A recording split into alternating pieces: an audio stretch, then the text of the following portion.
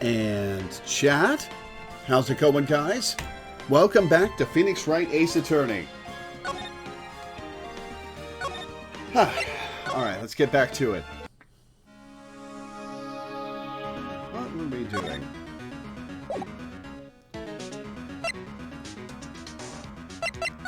Alright, what was the last thing we got? The glove.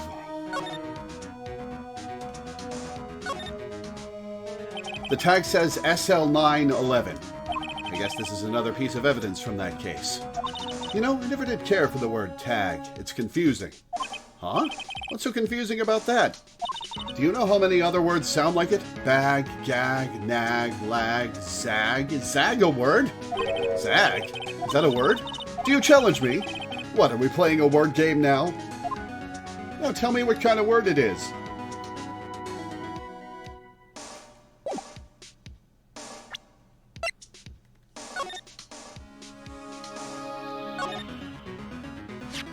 Hey, look! They're hard to make out, but there are some dark red stains here. Looks like blood. Do you think Detective Goodman's blood somehow got on this when he was stabbed? Not likely. This blood looks like it's been here for months, maybe longer. This jar was evidence in the SL9 incident. That might be when the blood got on it. Anything else to examine? Oh, what's... Oh, that's just the background through the hole. Okay.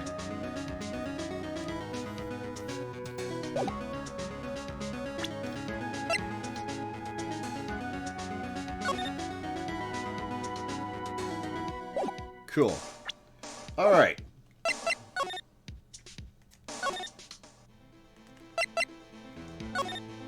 All right. Anything I want to present to him? Let's present him some SL9 stuff. The sheriffs back in the Wild West didn't place much faith in evidence. About the only thing they trusted was their shooting hand. This is neither wild nor west here. Aha! But that and this are two different things entirely. I guess so? Huh? I'm lost. Looks like we need some evidence to get anywhere with this guy. Okay, same thing. Okay, same thing.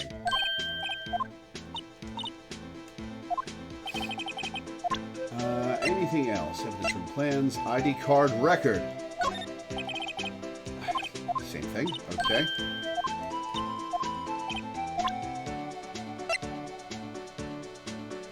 Did I show Gumshoe the ID card record?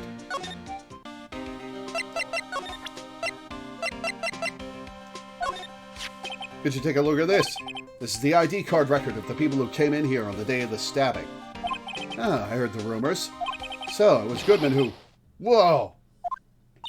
What is it? That second number. It's not your ID number, is it, Detective Gumshoe? Mr. Edgeworth. What? The second number on this list belongs to Mr. Edgeworth. What? What?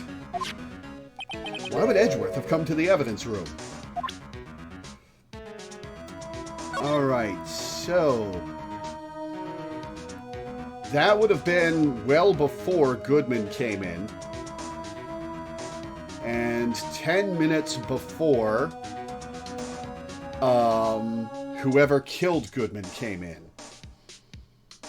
And who is all sevens? One of these is going to be Gant, I'm sure of it.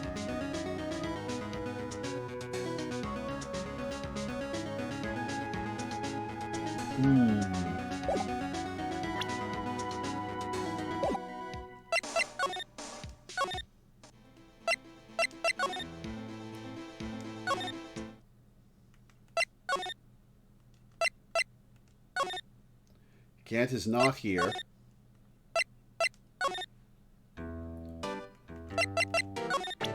Alright, let's see if you recognize the numbers on this list. Officer Meekins, could you take a look at this? I have no idea what that is. Okay. It's passing the buck, Mr. Wright. Takes a special kind of man to pass the buck to Edgeworth. Alright.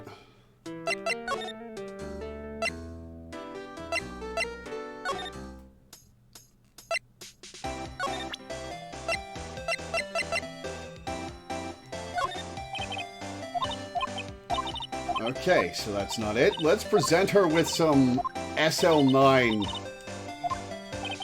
evidence. Nope.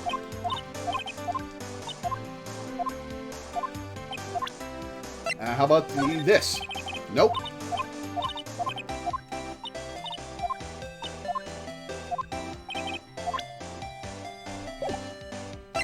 Let's see if Edgeworth's in his office. Nope.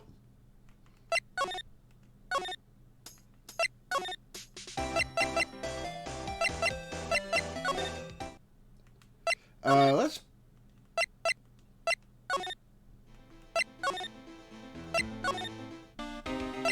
have I presented this stuff to Gumshoe? Allow me to say one thing, speaking to the detective. Say nothing. Okay.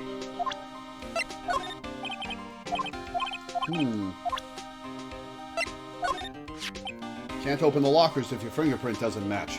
If you can open it, they'll give you 50 cents. The police department lacks faith in its lock system. I've heard this. After all, Detective Goodman was stabbed here after opening his locker. But at the same time, he was found dead over at the prosecutor's office. Okay, let's see. I've already examined everything here.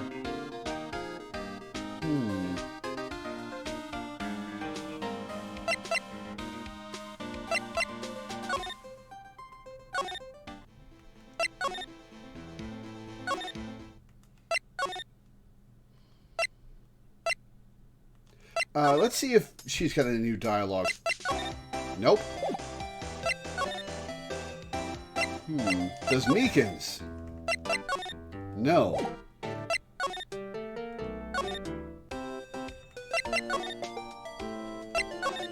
Poor Mr. Edgeworth. I know you're going through a tough time, Worthy. Well, with all those rumors. You were even in the defendant's chair just this past December.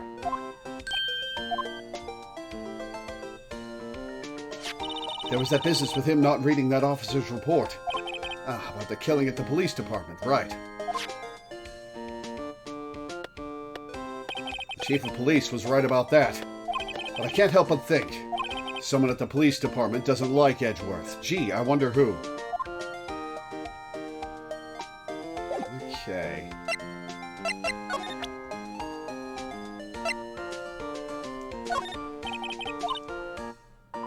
I've noticed that defense attorneys have a tendency to want to show people things. What is this? A behavioral study of lawyers? Okay.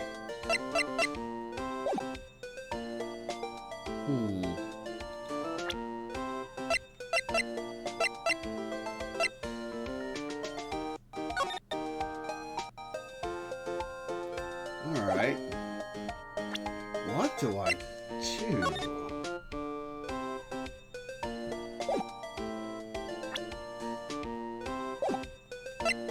Alright, so the people I can talk to are Gumshoe, Marshall, and Angel Star.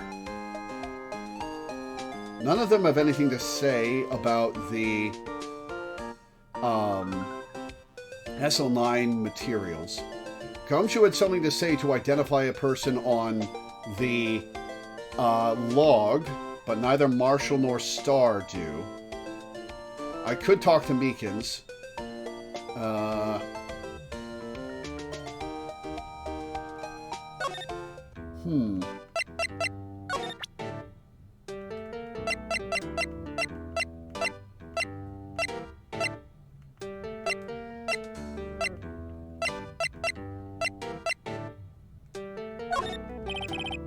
Officer Meekins, this is for you. I'm scared of knives, sir. It's okay, I just wanted you to have a look at it. That's it, sir. Last night, sir, that's the one. I was an apple, sir. In my dream, I was being killed. I've already heard this.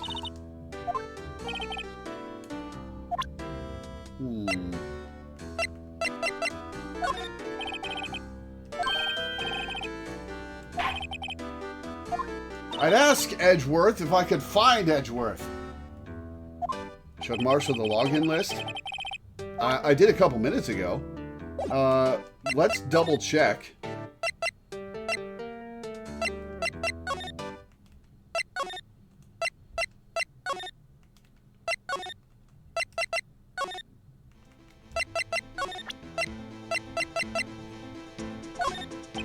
Yeah, he doesn't have anything to say. Phoenix does say we need some evidence to get Marshall to respond, though.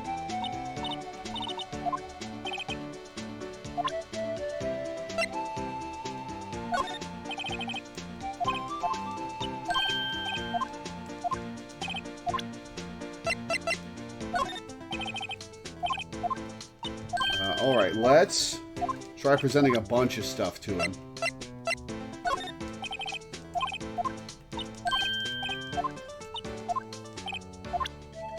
I did present the unstable jar and the rubber glove, right? Yeah, I did.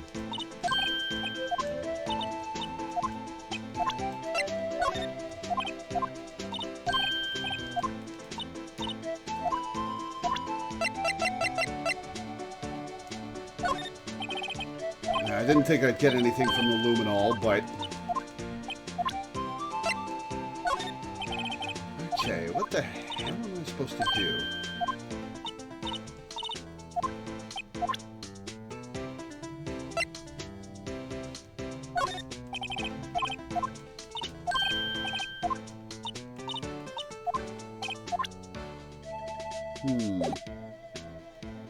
Is there anything here I want to present?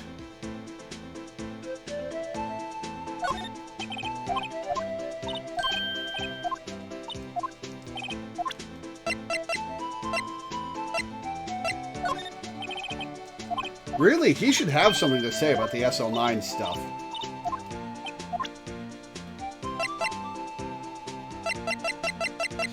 Something to say about Goodman's ID? Ah, there we go. See this? This is the victim's ID card. Ah, the one that was on the ground in the parking lot? The number on this is 5842189. Officer Marshall, show us that ID card record again.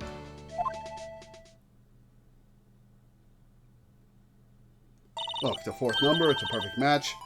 Oh, I've already seen this. It was used at 5:14, right before the stabbing. What's more, there's only one of them cards in the world. So when the incident occurred, Detective Goodman was in the evidence room. But wait, what did Officer Meekins say? Sir, I entered the evidence room and asked the man to display his ID card. So you asked Detective Goodman to show his ID card. What did he do? That's the thing. Suddenly, he pointed a knife at me. If he had his ID card, then why would he have pointed a knife at Officer Meekins? All right, compadre, you win. I guess I can give you this. I already got that. I've got an idea. Maybe I should show this list to other people with IDs here. All right, I already showed that to Gumshoe.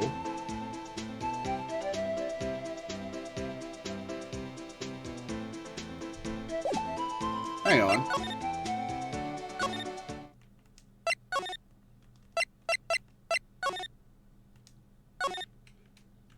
Do you have anything to say about it?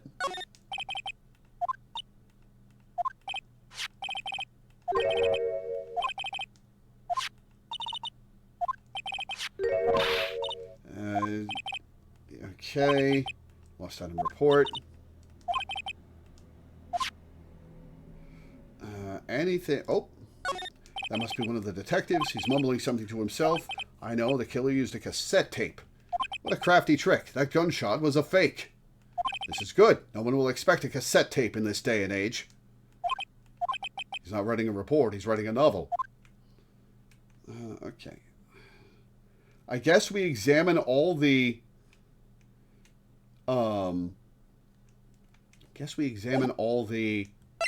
scenes again.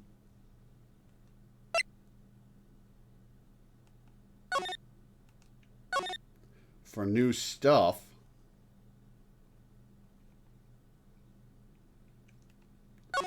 Look, that patrolman is saluting that other guy. He must be a detective. I've already seen this. How many fingers do you see? I don't know. That's 20 for the left, but nowhere near that for the right. Your glasses, officer.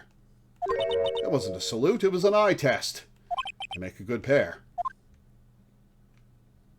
Okay.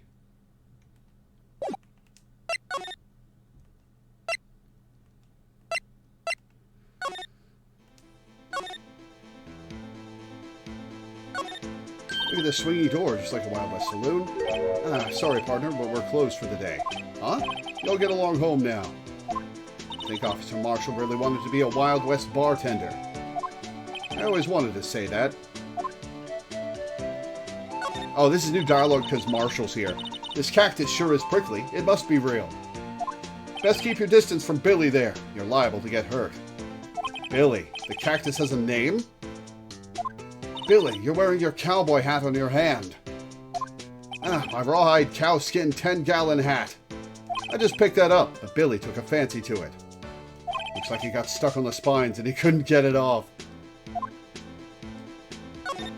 A leather jacket, leather pants, and a leather... Those aren't pants, those are chaps. And that's a poncho up there. Aha! A poncho! It sure looks cool, but the name is a little silly. You sure have a lot of monitors in here. There's 8 cameras in the evidence room in all. 1 for each section. Which monitor shows the section where the crime took place? Why do cattle sit before the rains come? It's not for man to know. Okay, you are terrible at your job, Marshall. Unless you're the security guard responsible. Yeah, Marshall. Whoops.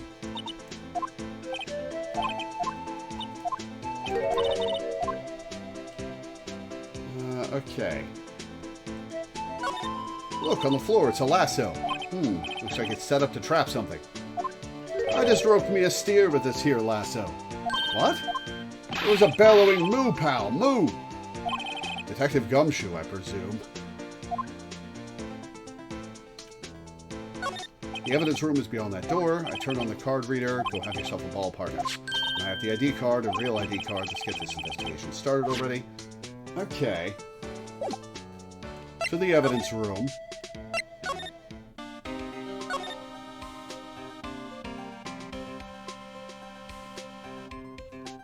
Maybe we look for more blood?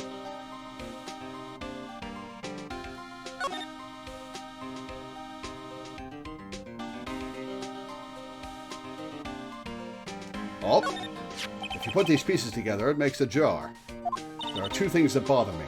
1, why are some of the pieces missing? 2, doesn't it seem a little unstable?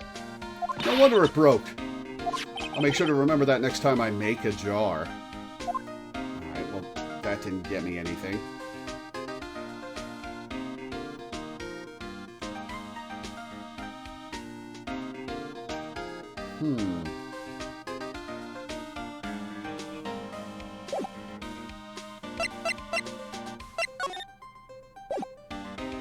Okay, so nothing to examine in here.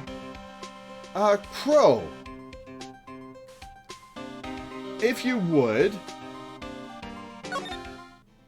so that I'm not here for the next half hour trying to figure this out fruitlessly, could you get me a hint?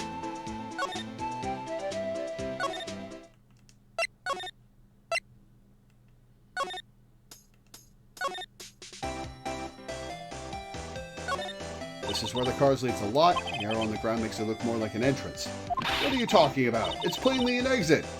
Well, maybe it's both. Kind of a dual purpose. Aha! The theory of relativity. What? I got to write this down. Hey, Mr. Wright, maybe you know. Was Mr. Relativity German, or was he British? Mr. Relativity? Are you sure that was his name? It was Einstein.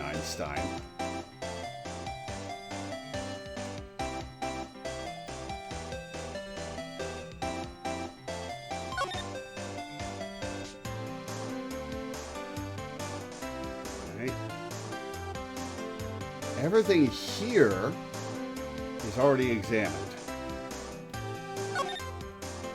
There's nothing new to talk to her about.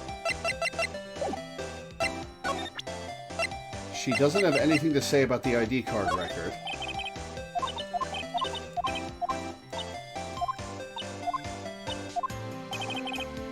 Oh, I need to refresh chat. Hang on.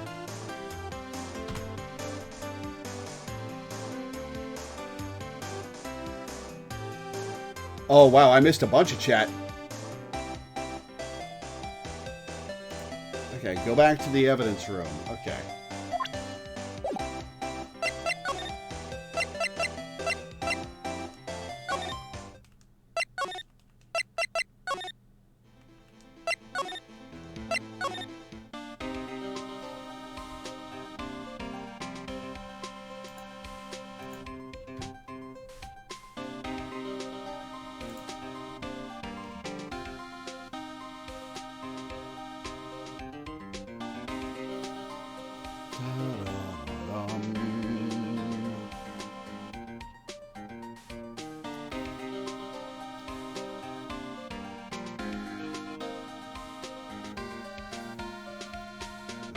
next step.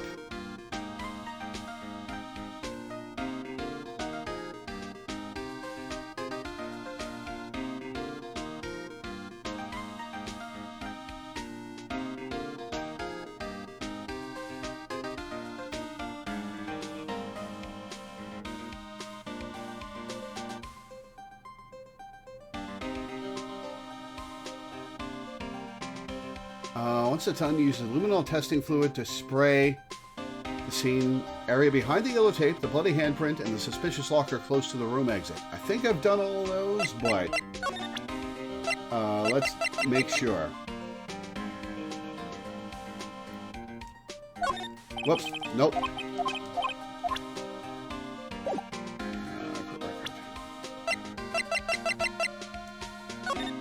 Alright, I've sprayed that. Sprayed that. Aha! I have not sprayed here. Awesome. That must have been one massive pool of blood. Never seen anything like it. I'm not a professional. What's your opinion, Detective? Pale blue blood. Maybe Detective Goodman was actually an alien? This proves that something really happened in front of this locker. I'll make a note of it on the floor plans. Come on, Gumshoe. Hey, if you didn't want my opinion, you shouldn't have asked. Hey, pal, look at the time. Was there something you needed to be going to?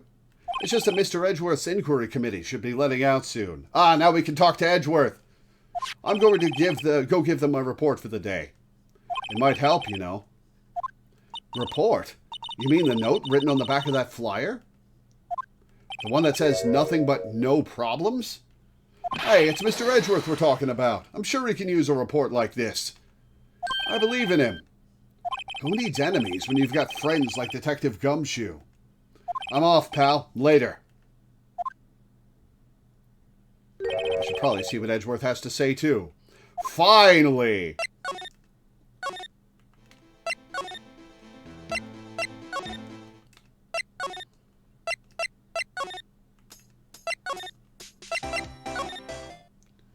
February 23rd, High Prosecutor's Office, room 1202. Oh, hello. Ah, yes, my apologies. Are you the same bellboy from earlier in the game? Oh, it's you. Have we met somewhere? Huh?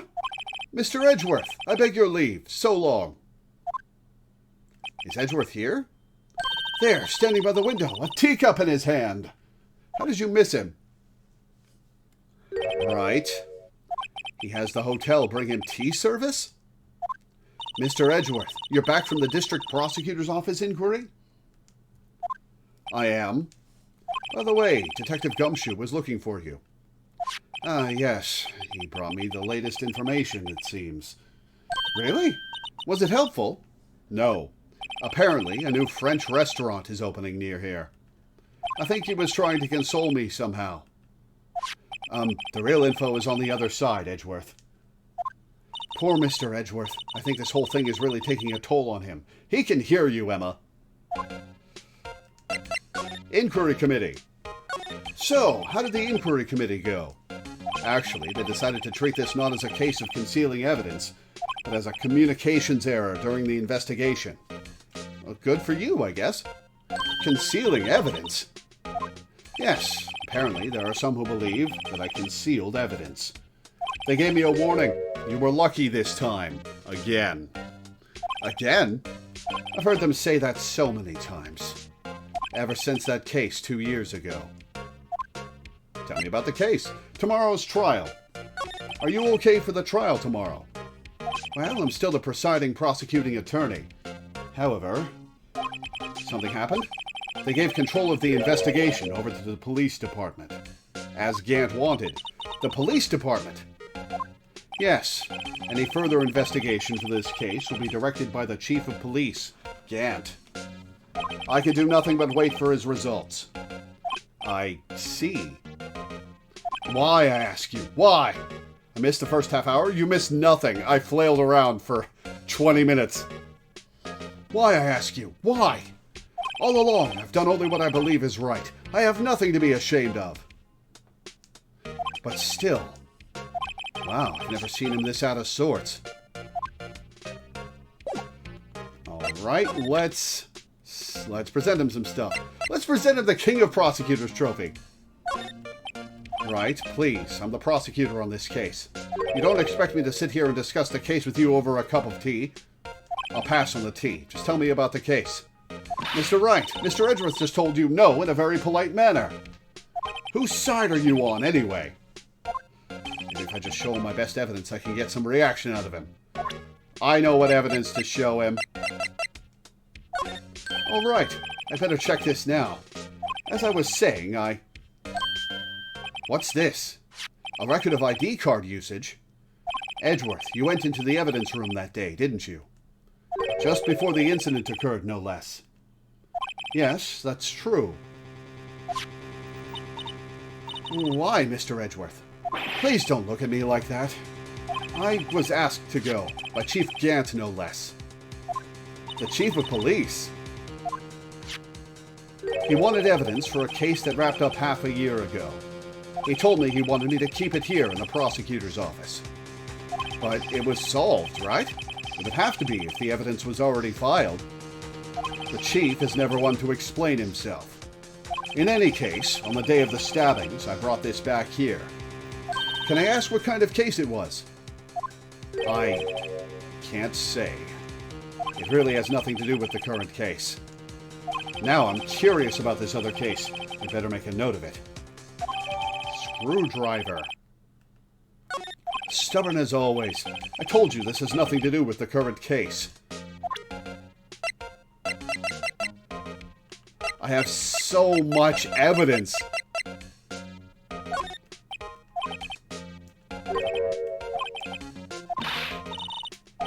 Yeah, I thought not.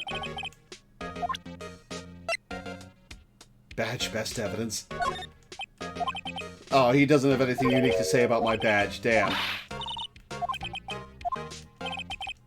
Alright, let's see.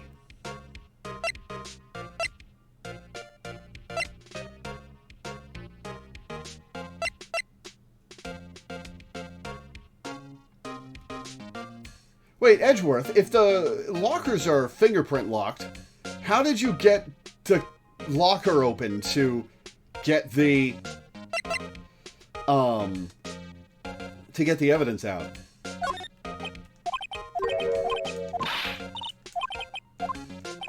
Okay, let's see.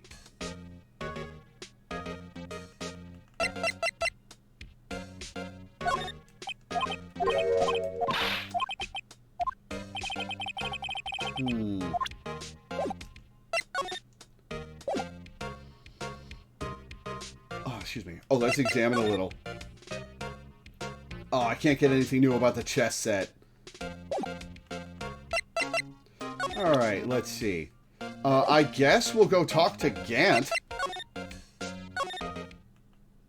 Oh, Angel's gone.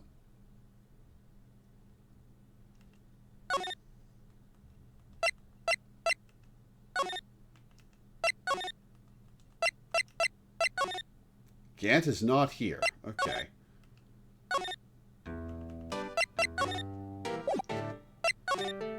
Alright, Gumshoe's gone. Gant is gone. Angel's gone. Meekins is still here. Let's just check.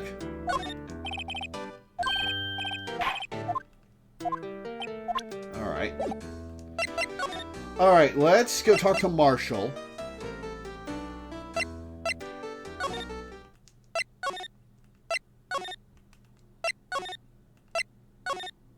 Marshall is gone.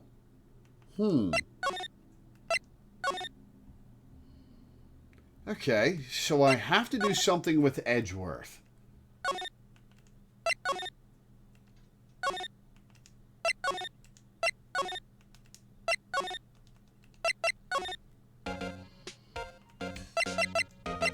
Alright, he's got nothing new to say. So we gotta present something.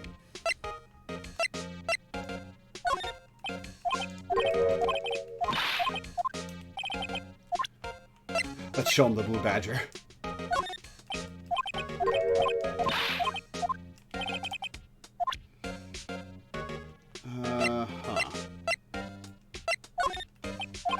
Oh, shit! I know you. It all has to do with that case you were on, the SL9 incident.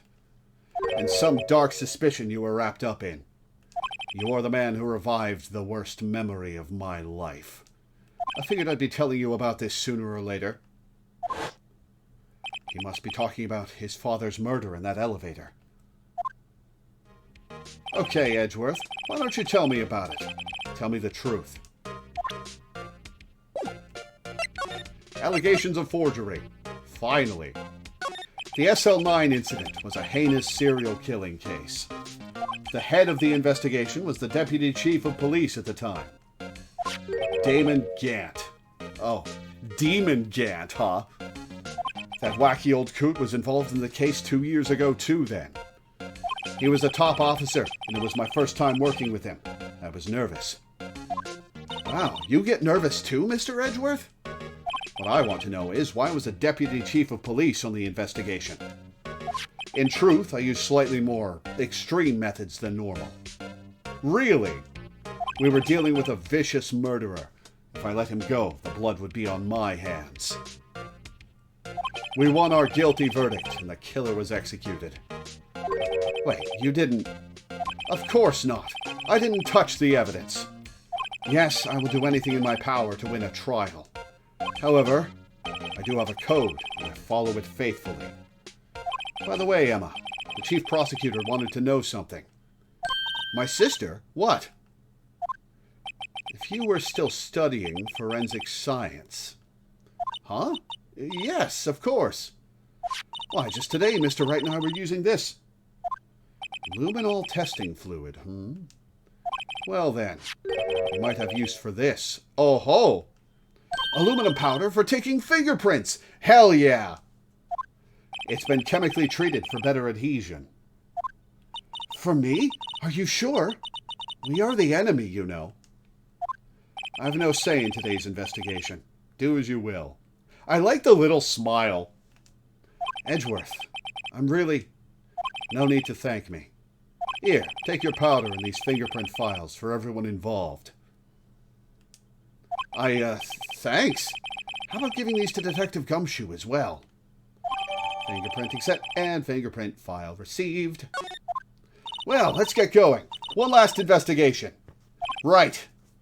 I do seem to remember seeing a suspicious handprint somewhere. All right, off we go.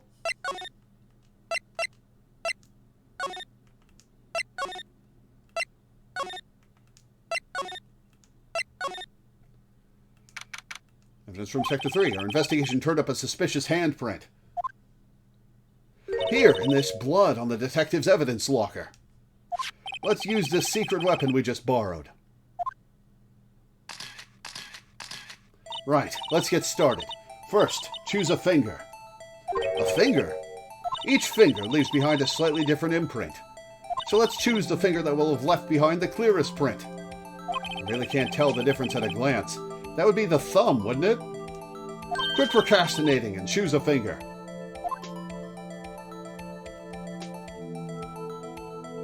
Okay, now it's time to check for prints. Edgeworth does look like Sephiroth with a haircut, you're right. Let me show you how it's done. Emma's starting to get that sparkle in her eyes. I bet this is a mechanic from a later game. I bet luminol and fingerprint dusting is a mechanic from the later games. First, we sprinkle the aluminum powder around. Huh? How do you do that? With the A button, see? Ah, it looks like that did the trick. The aluminum powder adheres completely to the print. Once the powder is well spread, just blow away the excess. By blowing into the DS microphone. Huh? How do I do that? With the X button. Exciting, I know.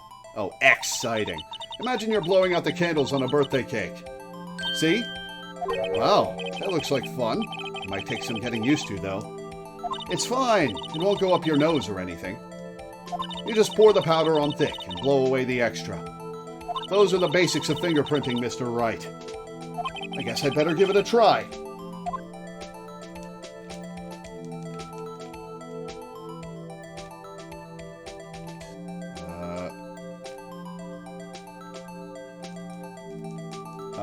pressing X.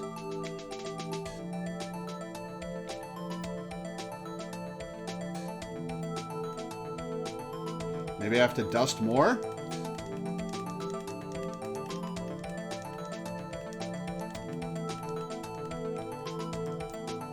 Ah, there we go. Okay, I had to dust a large space.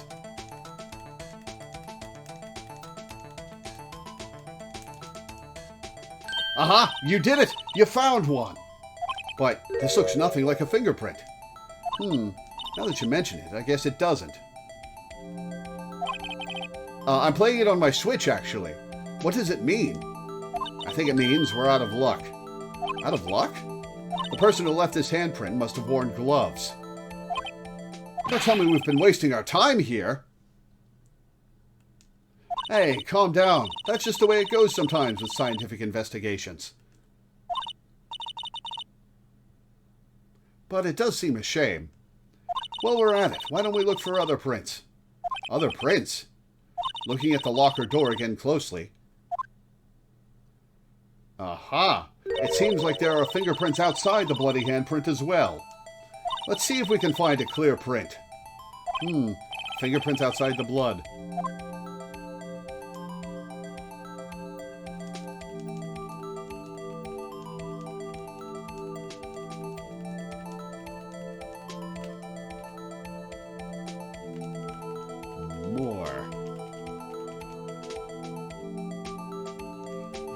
More. Oh, you've got to be real thorough, huh? Yay! A print so clear, it's dazzling! Dazzling? Anyway, this print took a lot of effort to find. Let's match it up right away. So we're not done yet? This is quite a process. Well, there's no point in finding a fingerprint and not knowing who the owner is, right? I guess she's right. Look at the fingerprint data we got from Mr. Edgeworth. And point out the person you think left the prints. Huh? How am I supposed to know who it was? Match the prints, Phoenix, you idiot. I could make a pretty good guess. The bloody handprint and the fingerprints are in different places, right? That means that the prints probably don't have anything to do with our case. So, whose fingerprints would we most likely find on this evidence locker?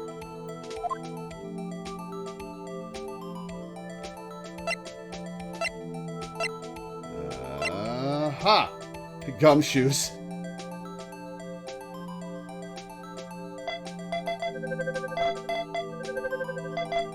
Got it. Match found. Aha! So these prints belong to Detective Gumshoe. Oh, I should have seen who the whole list was. Something wrong, Mr. Wright? You just enjoyed saying that sentence. You gave me this so what look. I guess that's probably because I was thinking, so what?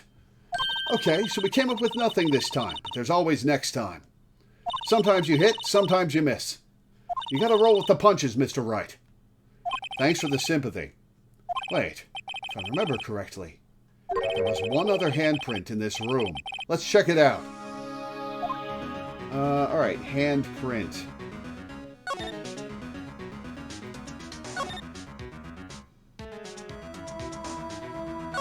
This is where we got a luminol fluid reaction, right? Right.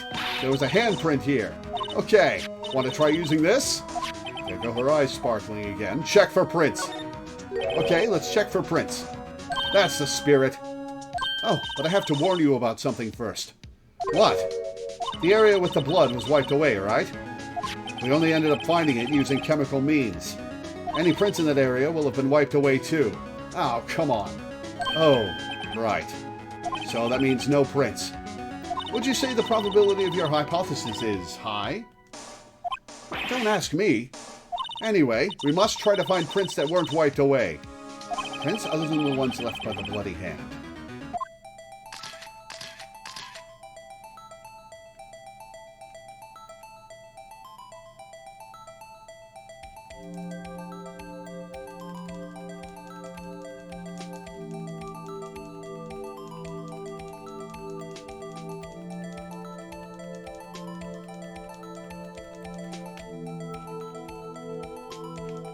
Mashing, mashing, blow away. Haha! I gave it my best shot. That kind of result won't be any good for matching prints, will it? But it doesn't look like we'll get a clearer result from this print. Okay, let's try a different finger then.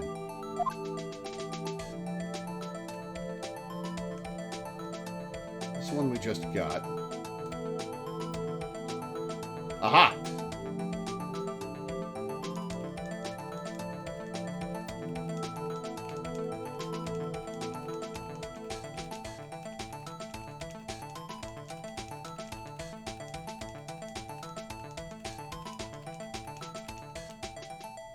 Aha! Okay. Now that's a fingerprint.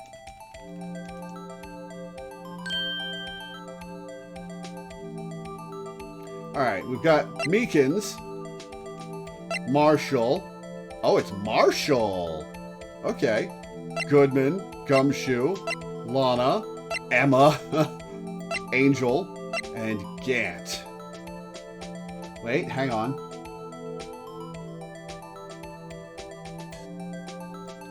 Is it Marshall or Gant? It's Marshall.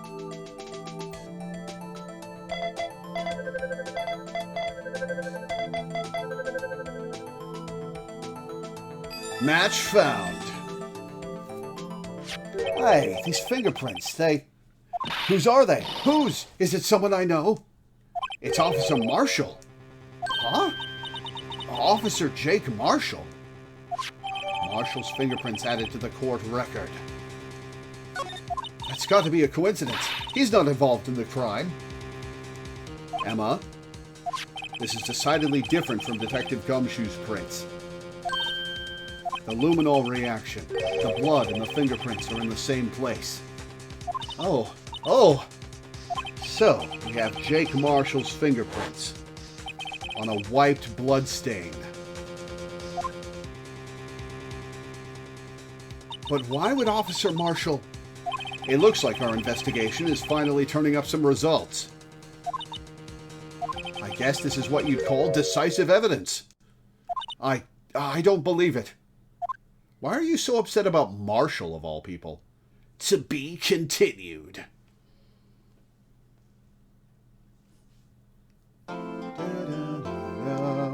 Save. Yes.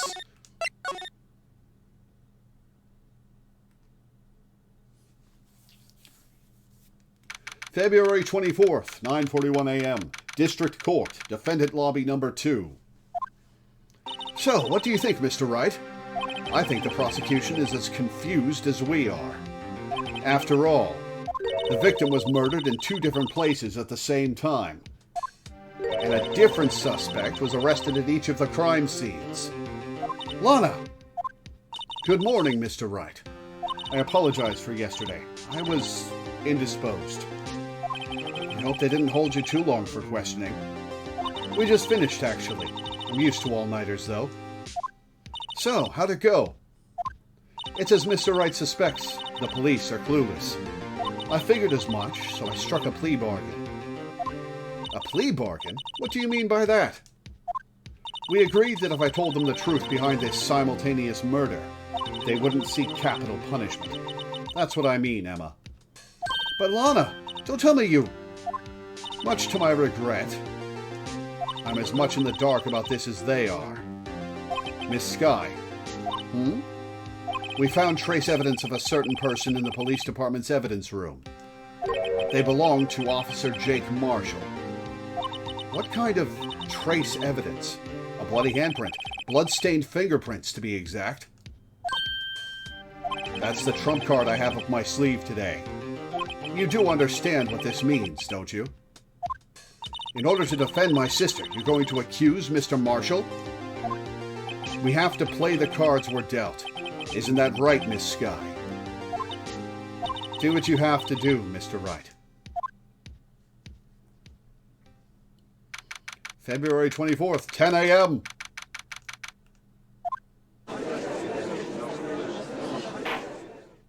Court is now in session for the trial of Miss Lana Skye. The defense is ready, Your Honor. The prosecution is... I'm afraid you'll have to clarify. It takes 30 minutes by car to reach the police department from the prosecutor's office. Yet the victim, Bruce Goodman, was slain at both places at the same time. But that's not physically possible, is it?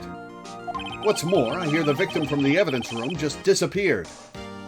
Yes, and the body eventually reappeared in the trunk of Mr. Edgeworth's car. Wow, this is one messed up trial. Okay, so Starr and Marshall are in on it together. One of my duties as prosecutor is to present impartial evidence. Today I will present evidence relating to the murder at the police department. In so doing, I believe the way in which we should proceed will reveal itself. It's a really inconvenient arrangement, a 30-minute drive. It's probably because of traffic. Now that's what sets Mr. Edgeworth apart. He sounds so on top of things. Okay, so, to reiterate, my theory is Goodman... okay.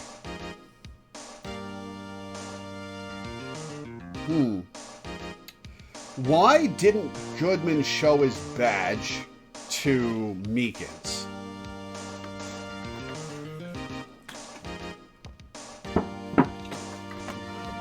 Unless it wasn't Goodman. Goodman could have a twin, or Goodman was murdered earlier than people are saying he was murdered, because it said between 4 and 5:15, and was stuffed in Edgeworth's trunk. It's possible Marshall murdered him.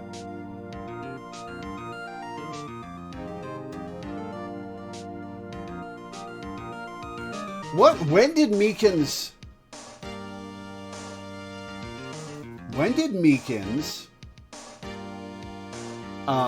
enter the evidence room?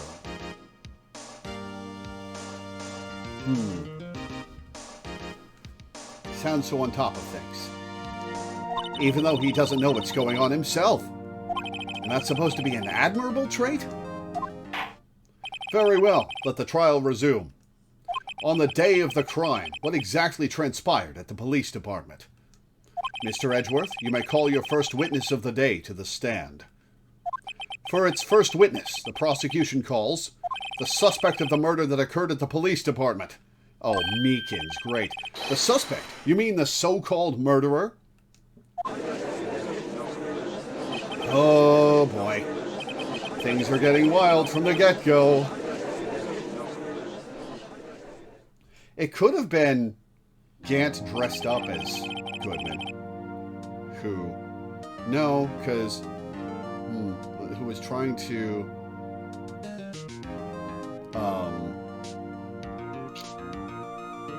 mess with the case. Is Gant the murderer in this case, or is he being set up as a character for later games and backfilled? Will the witness please state his name and occupation? Yes, sir. I am Officer Mike Meekins, sir. My occupation is, that would be murderer, sir. So you're telling us you're a professional killer? Sir, it was me, sir. I'm the one who did it. I'll never kill anyone again, sir. You've got to believe me, sir. Who let him take a megaphone into court? Actually, what we'd like to hear from you is... Sir, what would you would call part of the younger generation, sir? A person whose actions adults can't possibly comprehend. Please, Mr. Edgeworth, sir. Help me, sir. Officer Meekins. Yes, sir. Give us your report of the crime. Consider that an order. Yes, sir, as you wish. After all, I am part of a generation that must be told what to do, sir. Oh, that's a bit of shade.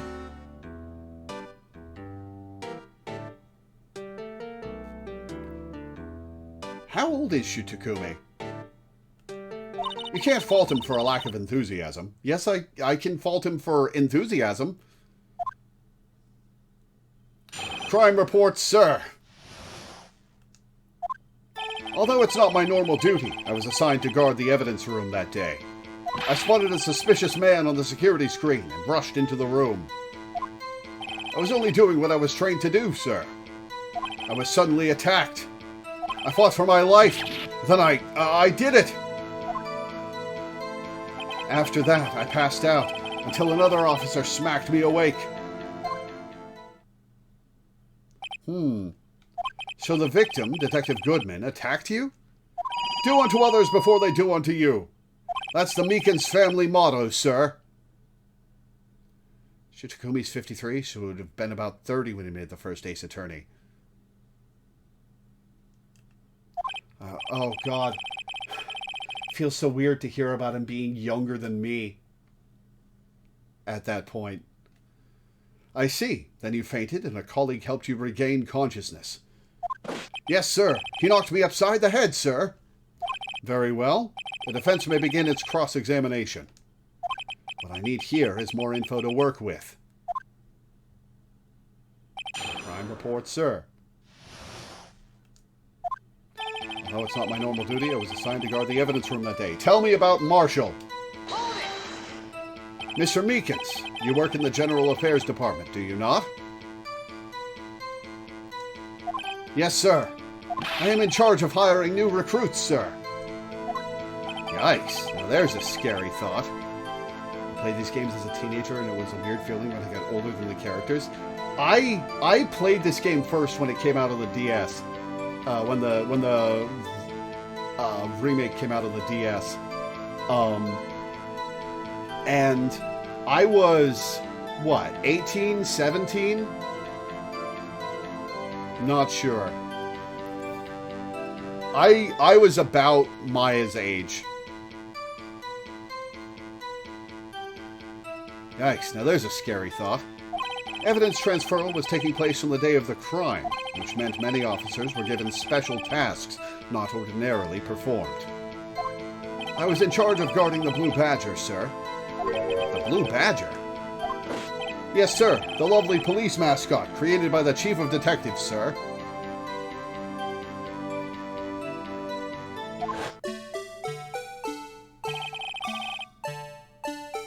It was to ensure it wasn't broken during the transferal process. That was my sole mission for the day, sir.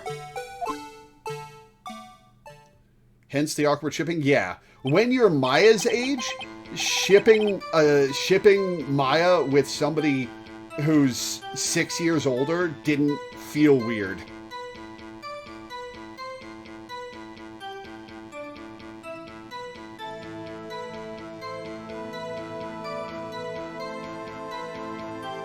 I see. Sounds like a very important mission. After the awards ceremony finished that day, there were so many people running around that I relocated the Blue Badger to the evidence room. So that's the one. That's when you came in early. Okay. Oh, so that's why you went to the evidence room. Tell us, what did you see when you got there? Blue Badger is perfectly awful, yeah. I spotted a suspicious man on the security screen and rushed into the room. In order to enter the evidence room, you need an ID card, am I correct? Precisely, sir. I have one right here around my neck. So then, your ID number should be listed on here, right?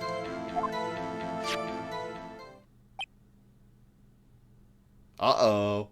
There it is! I found it! This is the one right here. Could you please read us the number? Is it the one that's all sevens?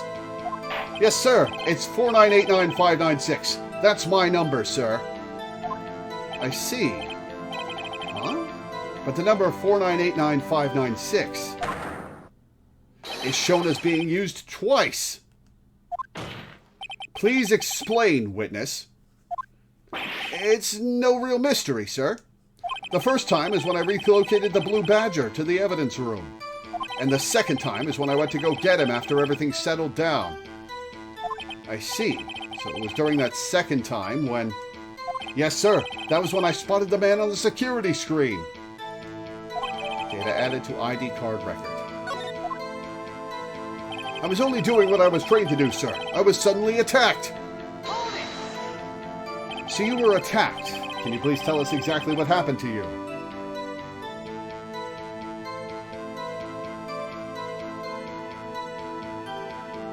It was a knife, sir. A knife! Detective Goodman pulled a knife on you? What happened then? Well, with me charging in on him like that, he looked as surprised as I was. He was just showing you that he was taking evidence.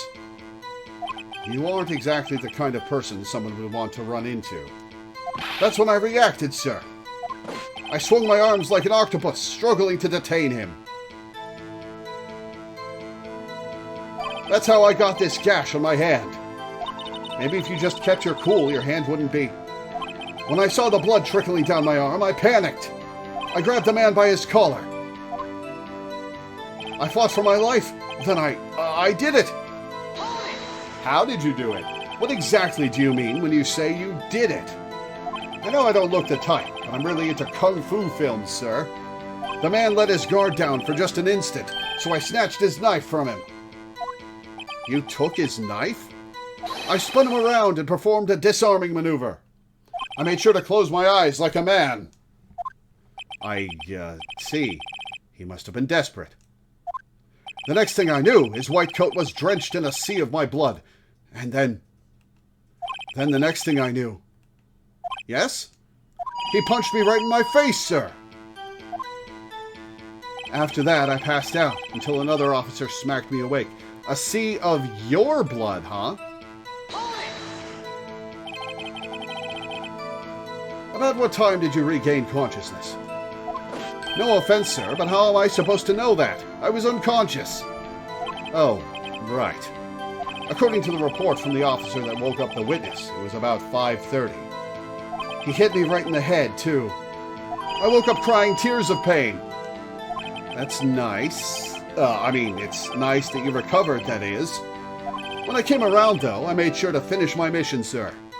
Your mission? Yes, sir. The Blue Badger, sir. I returned him to the entrance before things got out of hand. And he was broken. I was wondering when that would come up. Well, we can all rest easy now.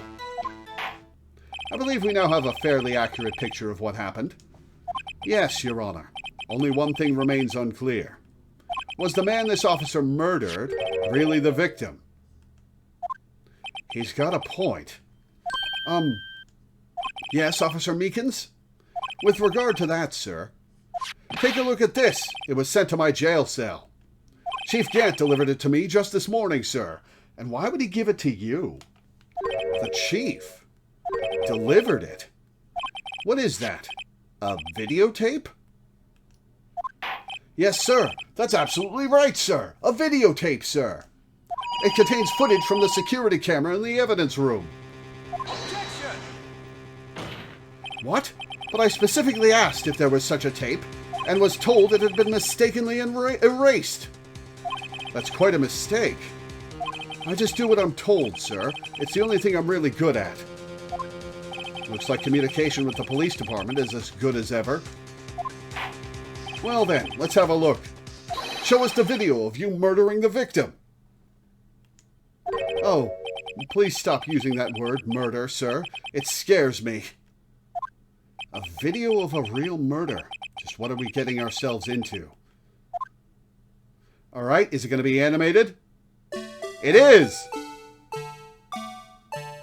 Oh, God.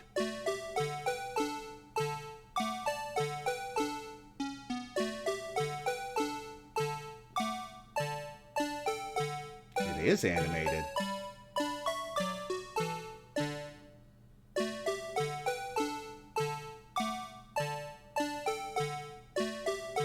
There goes the glove.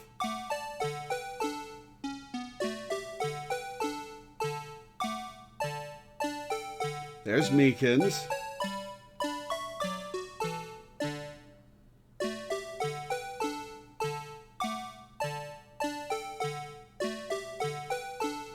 Oh. Oh, shit.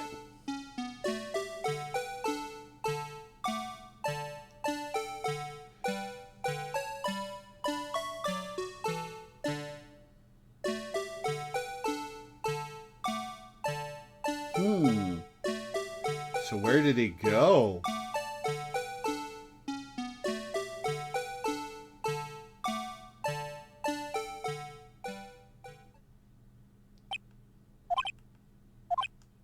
Well, I believe we're all thinking the same thing. How can we deal with these unsettling feelings stirred within us? the hell was that wriggling piece of plywood? Sir, that is the pride and joy of the entire Criminal Affairs Department, sir. It's the Blue Badger, sir. Why am I not surprised this isn't going smoothly? Security video added to the court record. Yes, well, anyway. This tape seems to prove that the witness did indeed encounter someone in the evidence room, and some sort of activity did take place. Your Honor, instead of relying on clearly incomplete footage, the witness's testimony will suffice. Is that all right with you, Officer Meekins? Hope that Edgeworth hates it, yeah. Yes, sir. As you wish, sir. Mystery Man. He's so cheerful at this point. His face can't be clearly seen in the video, but there's no question that the other person was Detective Goodman, sir. I mean, he opened the locker, which required Detective Goodman's fingerprint to do. The locker he opened is unquestionably Detective Goodman's locker, sir. So it must be him. No one else could have unlocked it. What's this about a fingerprint? Each detective has been given a locker equipped with a fingerprint-activated lock. These locks ensure that each locker can only be opened by the detective it belongs to. Intriguing. That would mean the victim at the crime scene would have to have been Detective Goodman. Very well. The defense may begin its cross-examination. I don't know where this cross-examination will lead, but everything begins with contradictions. That's where I have to start. We can press him on the efficacy of the, the efficacy of the fingerprint locks.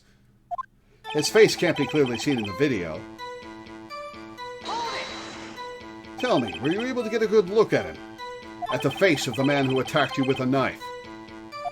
Sir, if you must label people as having seen or not seen the man's face, I believe I would be classified as the latter?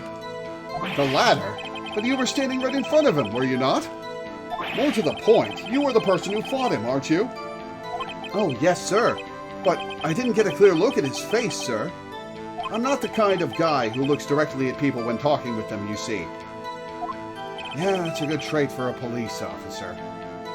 Still, I'm sure it was him. I bet my badge on it. But there's no question that the other person was Detective Goodman, sir.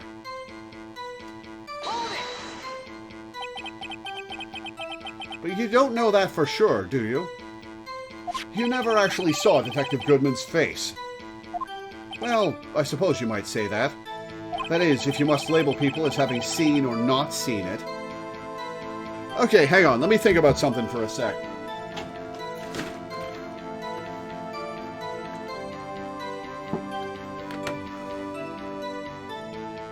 We know that there was a bloody handprint on a locker that was from a glove. The glove didn't have fingerprint textures on it, so it couldn't have been printed with Goodman's fingerprints. Does the chief of police have an override for every locker? Edgeworth appears to have an override for every locker.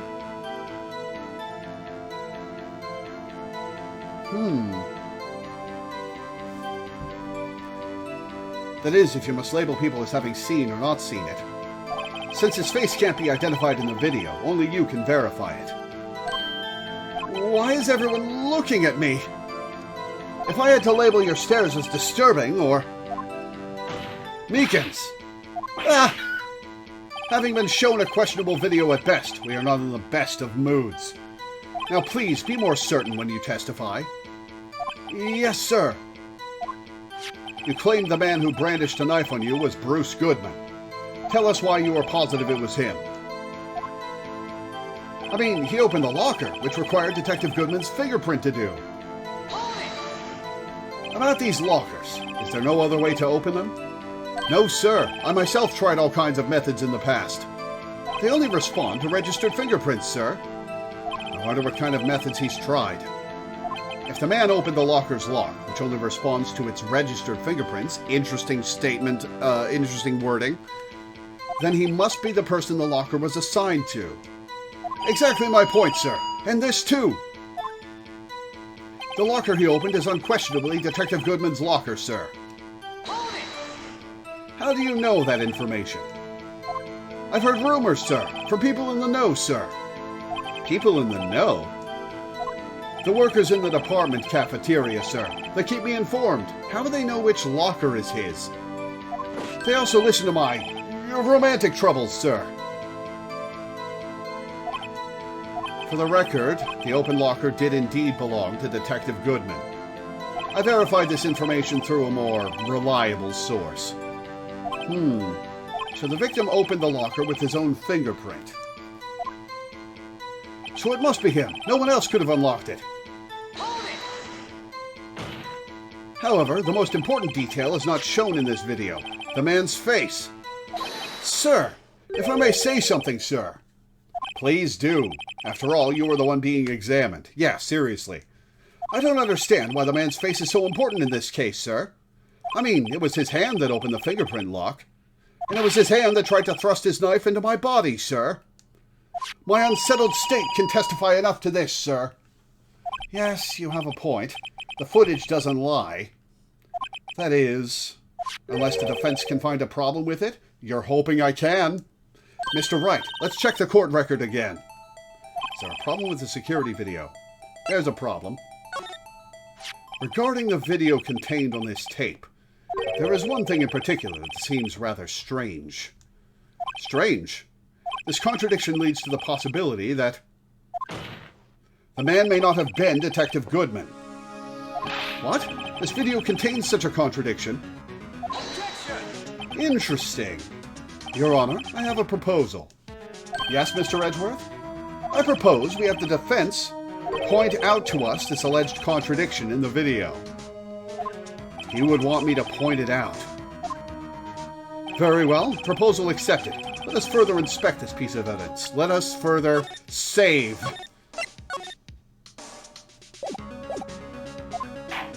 I will now play the security tape. Mr. Wright, please show us this contradiction you speak of. I have to point out a problem in the video. This is the first time I've ever had to do that. Tutorialize me, Captain! You can do it, Mr. Wright. It's set up so you can fast forward, rewind, or pause the video. Oh, thank God. Just take a good look and be sure to point out the right thing. Please don't play it too many times. I can't stand watching this video. How did this guy ever become a police officer? Now then, Mr. Wright, please enlighten us. Where is the contradiction that indicates the man may not be Detective Goodman? Okay.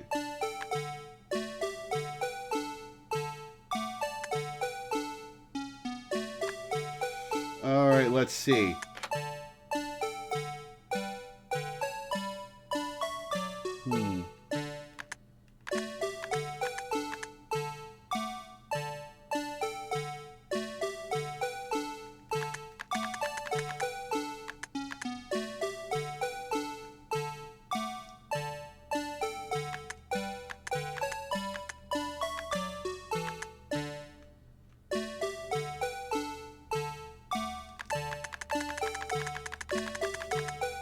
Okay.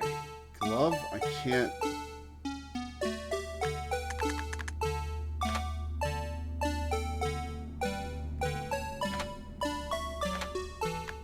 There goes Meekins.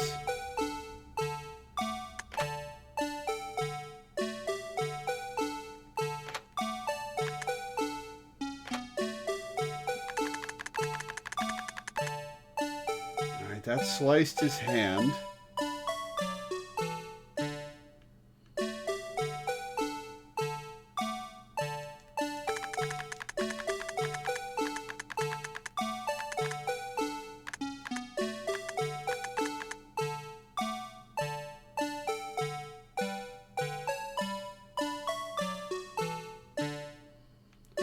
Is it the blood? Okay. Meekins' blood is on his coat.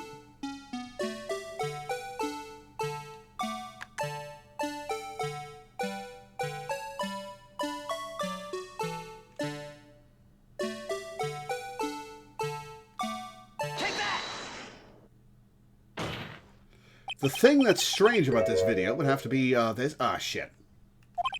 Hold on a second. I need to use my eye drops. Well, I don't get it. Would you mind if I borrowed your eye medicine? Ah, shit. I thought it was the blood on his coat. Don't look at me with those bleary eyes. Before your eyes get too teary, perhaps you should think this through again. Now, what do I do?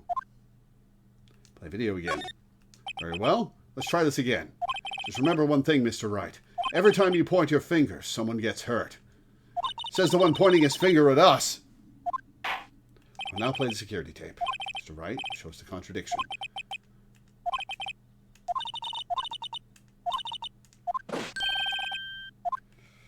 Okay, let's see. Let's fast forward back to the fight.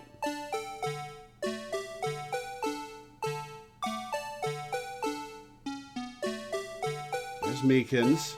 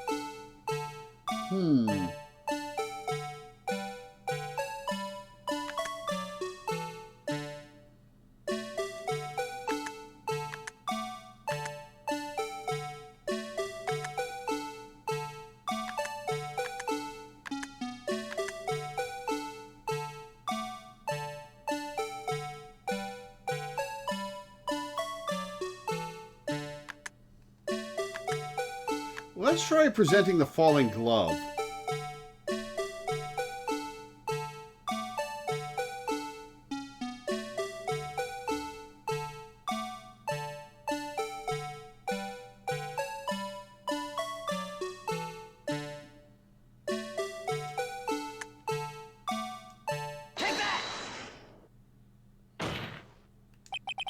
The thing that's strange about this video has got to be this. Yes, that is strange. Something certainly seems unnatural about that. What could it mean? Objection! Sorry to interrupt, Mr. Wright, but you seem to have forgotten the point of this exercise. The point? What you were looking for is one thing and one thing only. Something that indicates the man may not be Detective Goodman. Oh, yeah. Phew, I almost walked right into the defense's trap. I'll place him under arrest, sir. Rats. I need to slow down and tackle these things one piece at a time. Now what do I do?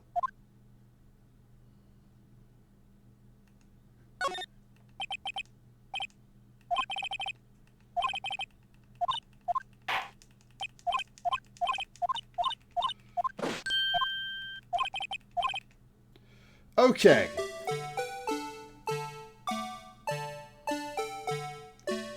What could it be?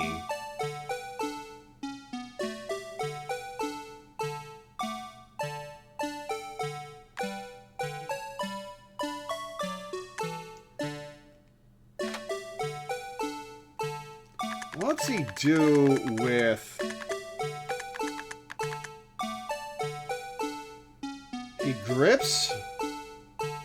He grips the handle, so it's sensing fingerprints.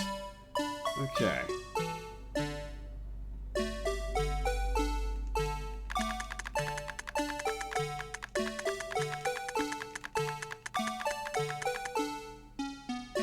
It gives me the option to go back to the cross-examination.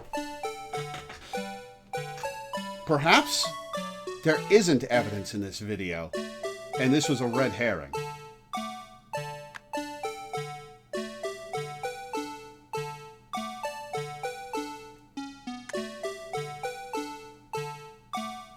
Okay, Meekins. Is there any clue on you?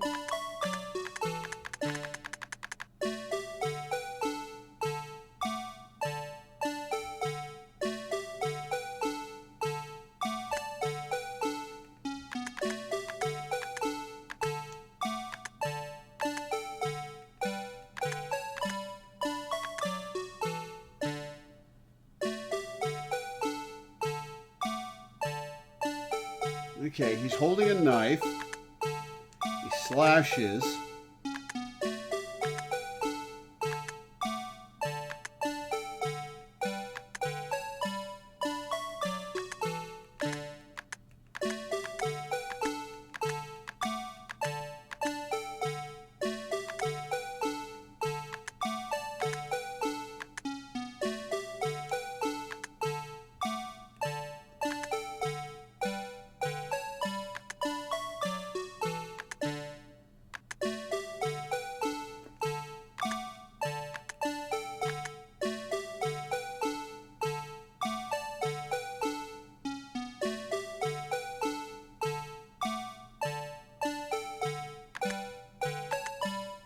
Okay, he's got the blood on his shoulder.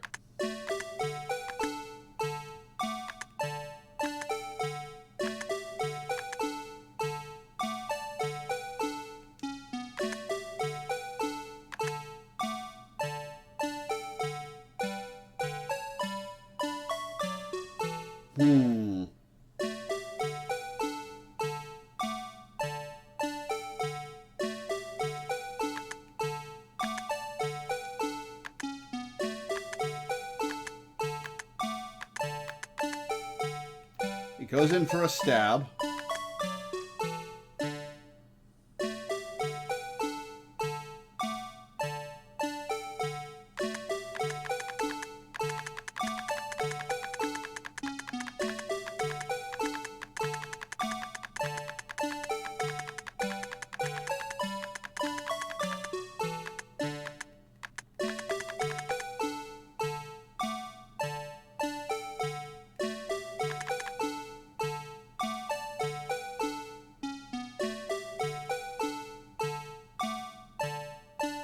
So where did he go?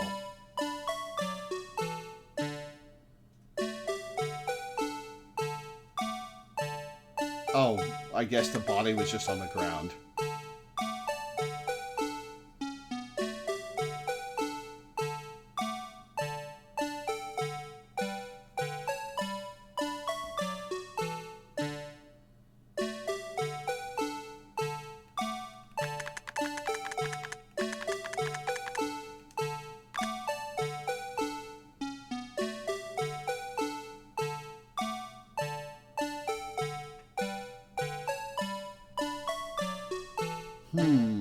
Wait, hang on.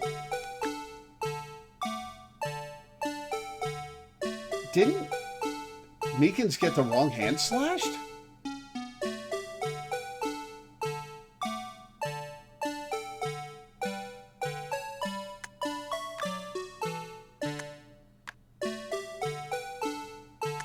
No, he got his left hand slashed. Okay. Alright, I'm a little stumped. Can I get a hint?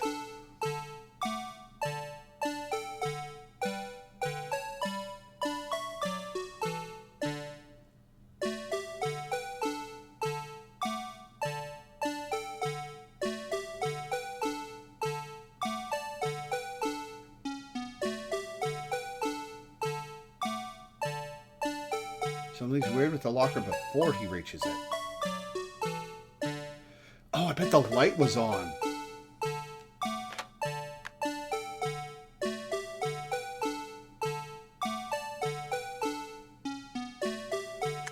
Aha, the light was on.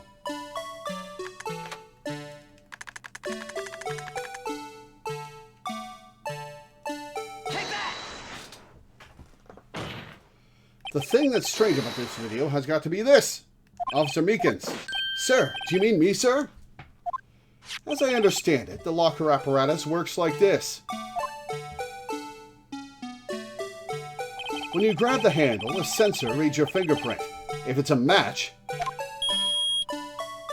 the light turns on and the lock is released. According to my very limited experience, that's the way I understand it, sir. If so, then something is seriously wrong with this picture.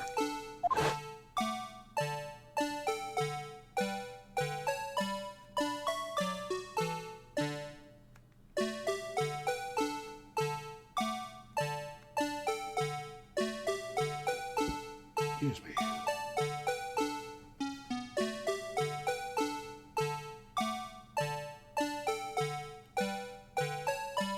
When the victim reaches for the handle to open the locker, let's rewind to a little earlier. Stop showing me the blue patcher and this horrible music. This awful music.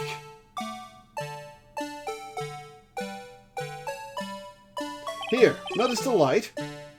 What's this? It's already lit. Precisely my point, Your Honor. The locker was already open before the victim grabbed the handle.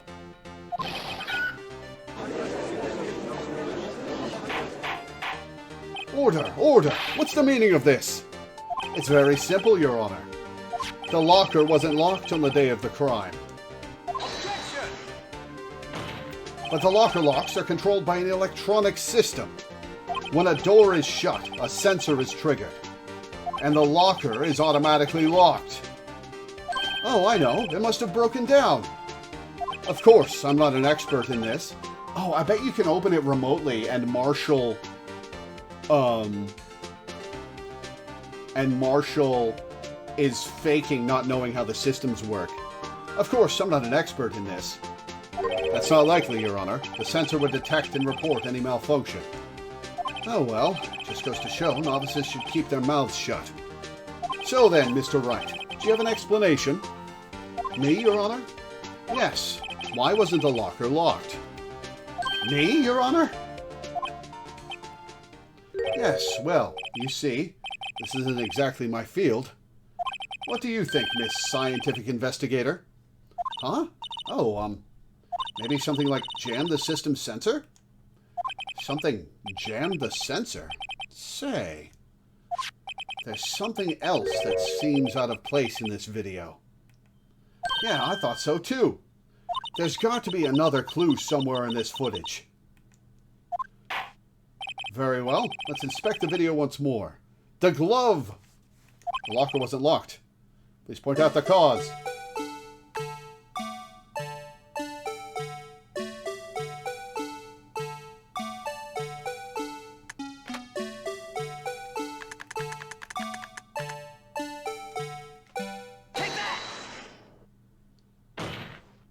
Please watch closely. This is a continuation of the part I showed you earlier.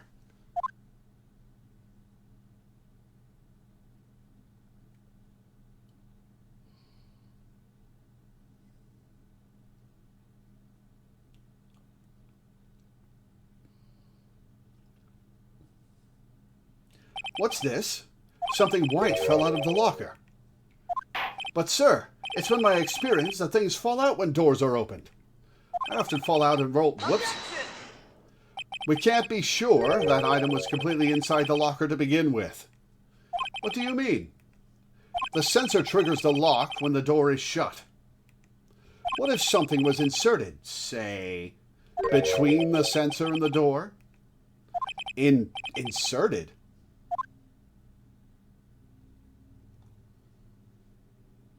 Okay, so Goodman may have deliberately left the locker like this for Marshall, perhaps?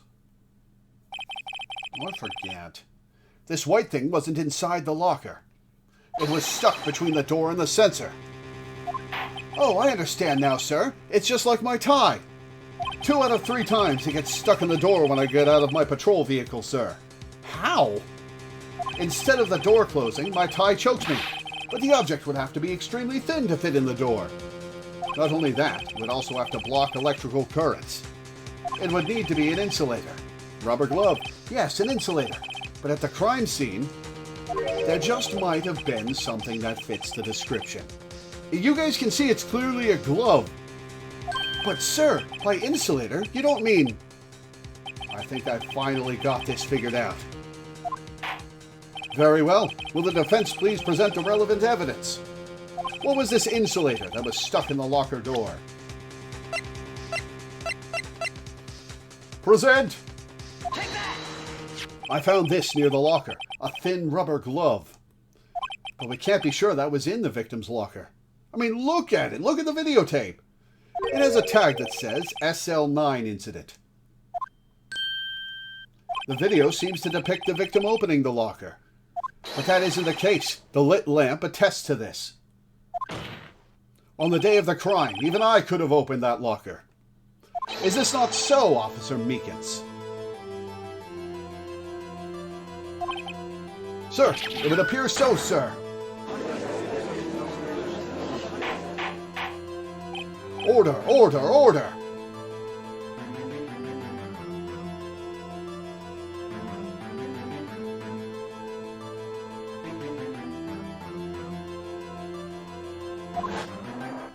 So are we to believe, then, that the victim, whom this witness stabbed in the evidence room, was not Detective Goodman? Do not be misled, Your Honor. What do you mean, Mr. Edgeworth? The defense has merely demonstrated that possibility, and nothing more. The victim in the video was indeed Bruce Goodman. The prosecution will offer one more testimony to prove this. Okay. What? Officer Meekins, please testify about this. Sir? Me, sir? I'm not sure what you're referring to, sir. Oh, you mean that, sir? Of course, sir. Is this a joke? Very well, begin your testimony. Mystery Man 2. There's one other thing that proves the man was Detective Goodman, sir. To enter the evidence room, one must use their ID card. When an ID card is used, there's a record of it. At the time of the crime, the detective had used his card. An ID card record. I see. I have the ID card record right here, Your Honor. The ID used at 5:14 is that of the victim. Just before the crime, Yes, without a doubt, this is the victim's ID. Yeah, but how did it cross the town in 1 minute? Like, we found it at the prosecutor's office crime scene. So there must have been a duplicate made. And who can make duplicates? The chief of police. However, one thing does strike me as unusual. Several hundred cases should have been due for transferal. Why were there so few people using this room? This particular evidence room is only used for storing certain special cases. Special cases? Extremely violent cases involving police staff. Just hearing that makes my hair stand on end. Me too, although it doesn't make much of a difference. There were only a few cases up for transferal there, and most were cleared up by noon. Right, I see. Now, let us move on to the cross-examination. Okay, let's see. So the ID card, I can probably present the ID card to show that it was across town. There's one other thing that proves the man was Detective Goodman, sir. So, unlike your earlier testimony, you believe this to be rock solid, do you? Yes, sir. Solid as stone, sir. If my hand wasn't wrapped in bandages, I'd even give the V for victory sign, sir. You can do that with your other hand, you know. Couldn't he just use his right hand for that? Yeah. Let's hear him out fully. As we've seen, one never knows what he might say until the very last second. Go in on him. To enter the evidence room, one must use their ID card. Is that card hanging from your neck one of these ID cards? Yes, sir. This card right next to my cuffs, sir.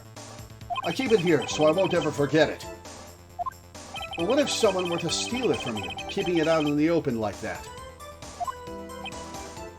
Maybe I shouldn't wear it around my neck. Remember when I said 2 out of 3 times my tie gets stuck when I get out of my car? Well, the remaining time, it's my ID card that gets stuck. This poor idiot. Instead of the door closing, my ID card chokes me. Maybe I should just leave this one alone. At any rate, each police officer has only one ID card, which was found across town. Both the police department and the prosecutor's office can attest to this. Please proceed with your testimony. When an ID card is used, there's a record of it. Let it be noted that this is the record the witness referred to. Let me see. Yes, that would be it. Detective Goodman. What's the matter? According to this, Mr. Edgeworth, your name is on here. So it is, Your Honor. Not that prosecutor again. Hey, maybe he's behind all this. Being a prosecutor, he could hide the evidence. Mommy, is that man in blue a murderer? Shh, don't stare at him. You've got the wrong color, kid. It would seem the inquiry committee will want to speak with you again today. I have nothing to be ashamed of regarding my actions or their consequences. For now, let us continue with the cross-examination. Poor Mr. Edgeworth. It must be so difficult for him. At the time of the crime, the detective had used his card. Earlier, I believe you testified that when you asked the man to show his ID card, he pulled a knife on you. Yes, sir. He didn't show me any ID card, sir. Don't you think that's odd? I mean, if he had his ID card, all he had to do was show it to you. There wouldn't be any reason to draw a knife. Maybe he just panicked. Everything stems from contradictions. Let's point them out. Confused? Don't be confused. What? The problem with this ID card testimony is far too obvious. It's not like Edgeworth to miss something like this. You're thinking too hard about it. Come on, let's show them what we've got. All right, Edgeworth, how are you gonna deal with this? What is the step you're ahead of me?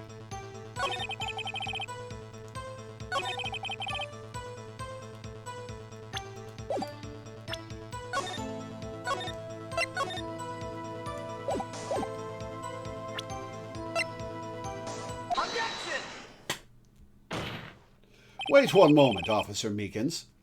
I'm not good at waiting, sir. I have the victim's ID card right here. I found it at the crime scene. That makes sense? When I say crime scene, I'm not referring to the evidence room at the police department. I mean the other crime scene. The underground parking lot at the prosecutor's office. Your Honor, I have one more piece of evidence to present. It's a very important clue regarding the victim's ID card. A lost item report? It's only half completed.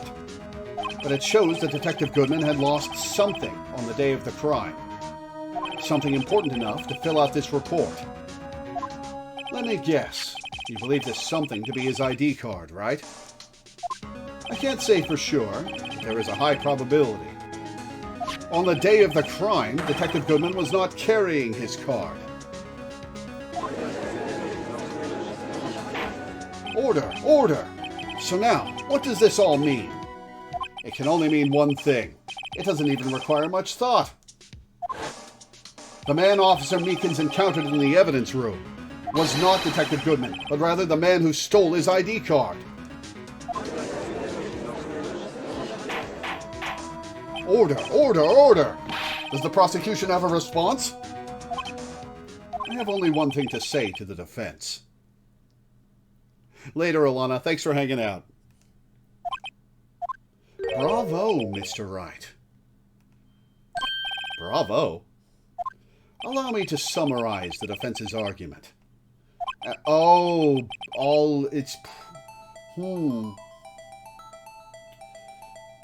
He doesn't care that the guy Meekins fought wasn't Goodman.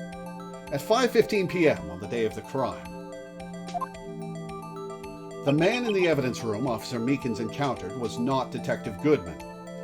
There are two grounds to support this. First, the locker in the evidence room was already unlocked. Second, the victim lost his ID card. Am I correct so far, Mr. Wright? Yes. What's he up to?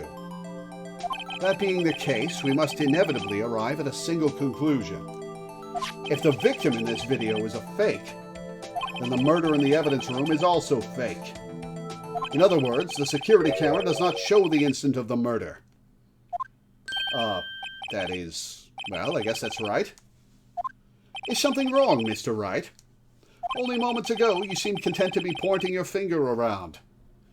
This isn't going to end well. Well, well. It seems you finally realized exactly what you've gone to such lengths to prove. Explain yourself, Mr. Edgeworth. The defense has already done the explaining for me. The victim in this video is a fake, which means a murder did not take place at the police department at 5:15 on the day of the crime. So the police department lied. So the real crime could only take place at one location, the underground parking lot at the prosecutor's office. The murderer being Miss Lana Skye, the defendant. The evidence is compelling. A trustworthy witness. Observe the moment the defendant used the murder weapon. Good job, Phoenix.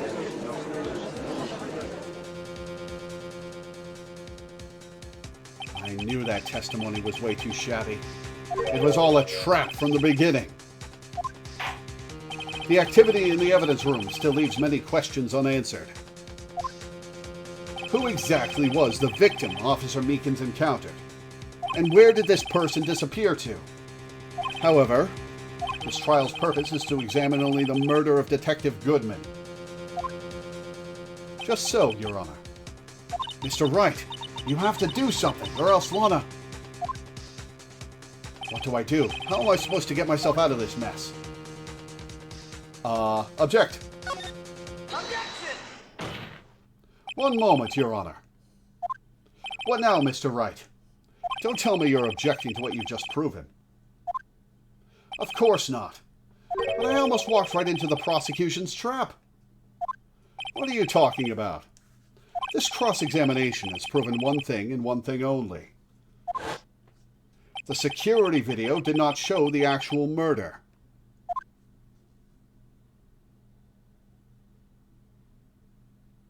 Does not prove when Goodman died.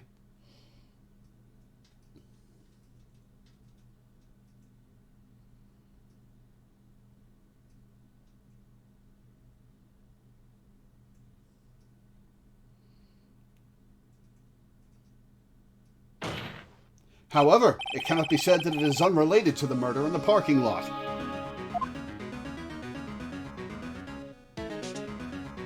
Specifically, large amounts of blood traces were found in the evidence room. The defense demands further examination into the truth of the matter. Mr. Edgeworth? Yes, Your Honor? If this court were to examine this further, other witnesses will be necessary. Is the prosecution prepared? I'm sorry, Your Honor.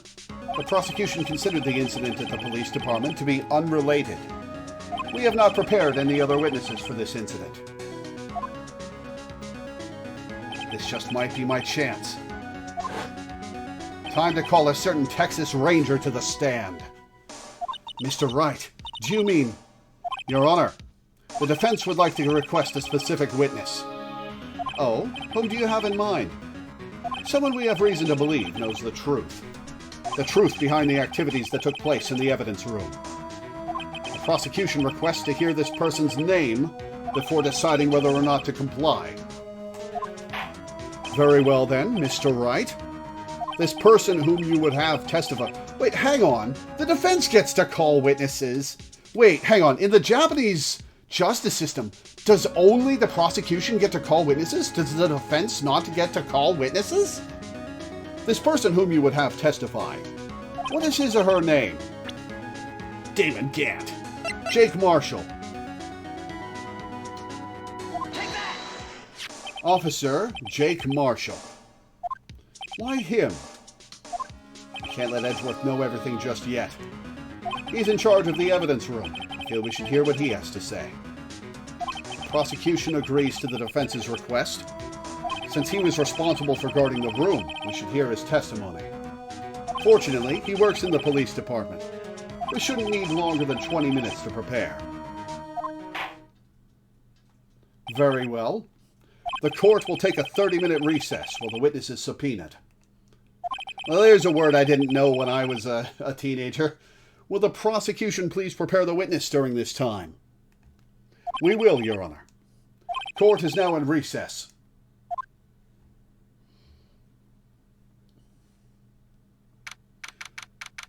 "11:32 a.m.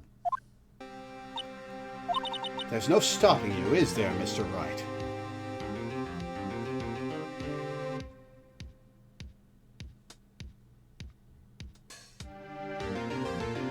Wait. No, I guess I did know the word subpoena. Maybe I didn't know what the word meant.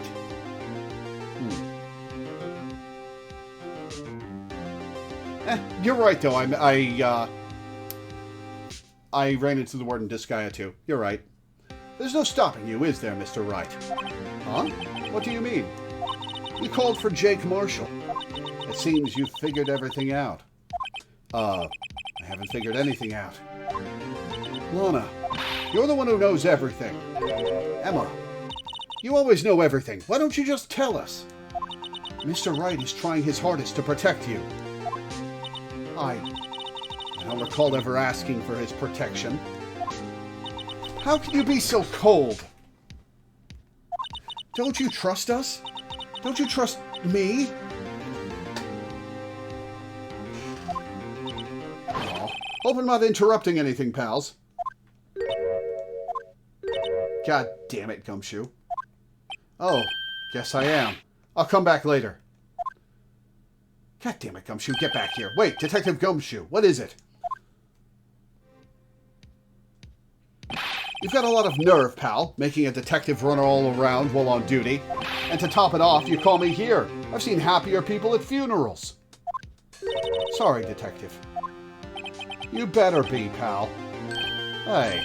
Hey, hey, hey, hey! I didn't see you there, Chief Prosecutor Sky. That's okay. So, have you brought what I asked? Oh. Oh ho! Oh ho ho! Oh ho ho! Oh ho ho ho! You mean this, right? My apologies, Detective. Due to my present circumstances, I was forced to use Mr. Wright's name when making my request. My name? Never in a million years would I have thought it was you who asked me.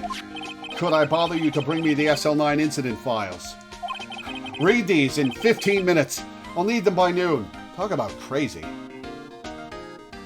Oh, so you did have faith in me, Sky. The SL9 incident? But Lana, that's... I thought Mr. Wright might need them, so I had them brought here. Here, you might do well to read them. I can't believe you, the chief prosecutor, were a witness in that case. Oh ho! Miss Sky was a witness. Excuse me. SL9 incident files received from Lana Sky. Joe Dark killings. Solved 2 years ago. Take it from me. You don't want anything to do with serial murders. Oh, what? Now that I've brought you your stuff, you're just gonna ignore me? Emma? But why? Why is your name in here? What? My name's in there? I don't know. Unless... No, it couldn't be. Lana, this SL9 incident, is that... That's the classification number the police filed it under. 2 years ago, the rest of the world knew it as the Joe Dark killings. The Joe Dark... No. No, Lana. That's over with. No! Emma, wait! She ran away. You know what? I just remembered I gotta be somewhere. Sorry, pal, but I'm out of here. Jake Marshall, Angel Starr, Damon Gant, Miles Edgeworth. Not to mention Lana and Emma. Everyone involved in this case is connected to those killings 2 years ago. This can't be just a coincidence.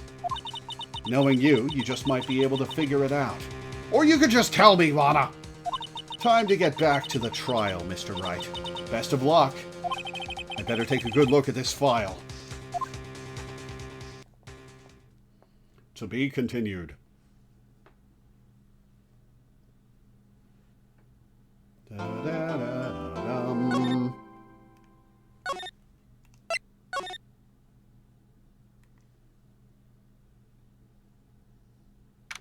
February 24th, 12:14 p.m. Idris like, all right, Wright, where's your little helper? The court will now reconvene for the trial of Miss Lana Skye. Emma didn't come back. Allow me to call the next witness to the stand. The officer in charge of guarding the evidence room on the day of the crime.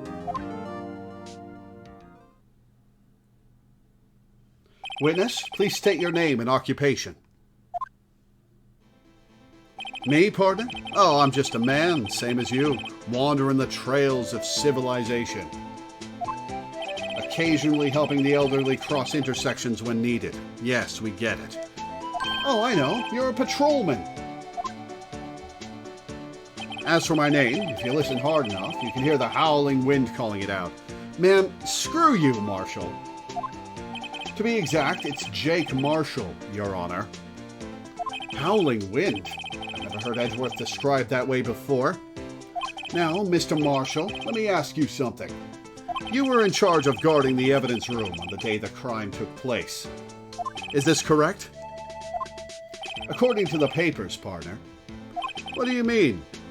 A desperado's soul is as boundless as the desert sands. No paper can sum it up. Maybe it's best we get on with this quickly. Please share with us your testimony of the day of the crime. In plain old English.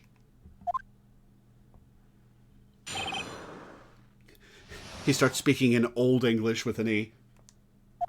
My job was to keep a wary eye on that bone orchard. They said I was supposed to make rounds 3 times a day, but that ain't my style. Besides, the room's protected by 2 security systems anyway. If I remember right, I was at a street-side saloon at the time it went down. I'm just an innocent traveling man, so if you're out of ammo, it's time I hit the trail. Alright, well, press him on everything. I can't say I particularly care for your attitude. I can't say I care for your beard, but you don't see me complaining. Holy shit. Contempt of court much? Wait a minute. What do you mean by 2 security systems? I mean the security cameras and the ID card reader. I reckon even a cowpoke like you knows about those. Yes, well, what about the fingerprint-activated locks on the evidence lockers? Fingerprint-activated locks? What kind of newfangled doohickeys are those? He's not being very helpful. He's not that good with machines, or with following orders. Everyone's got their weaknesses, now don't they, Mr. Prosecutor? This one seems like trouble. Okay, Mr. Wright, he's all yours. I like that the judge doesn't like this guy. My job was to keep a wary eye on that bone orchard. So why weren't you doing it? How exactly did you keep an eye on the evidence room? I just made sure nothing moved in the security camera monitor. That room's so still. Even time dies in there. I was just a caretaker who interred the recordings.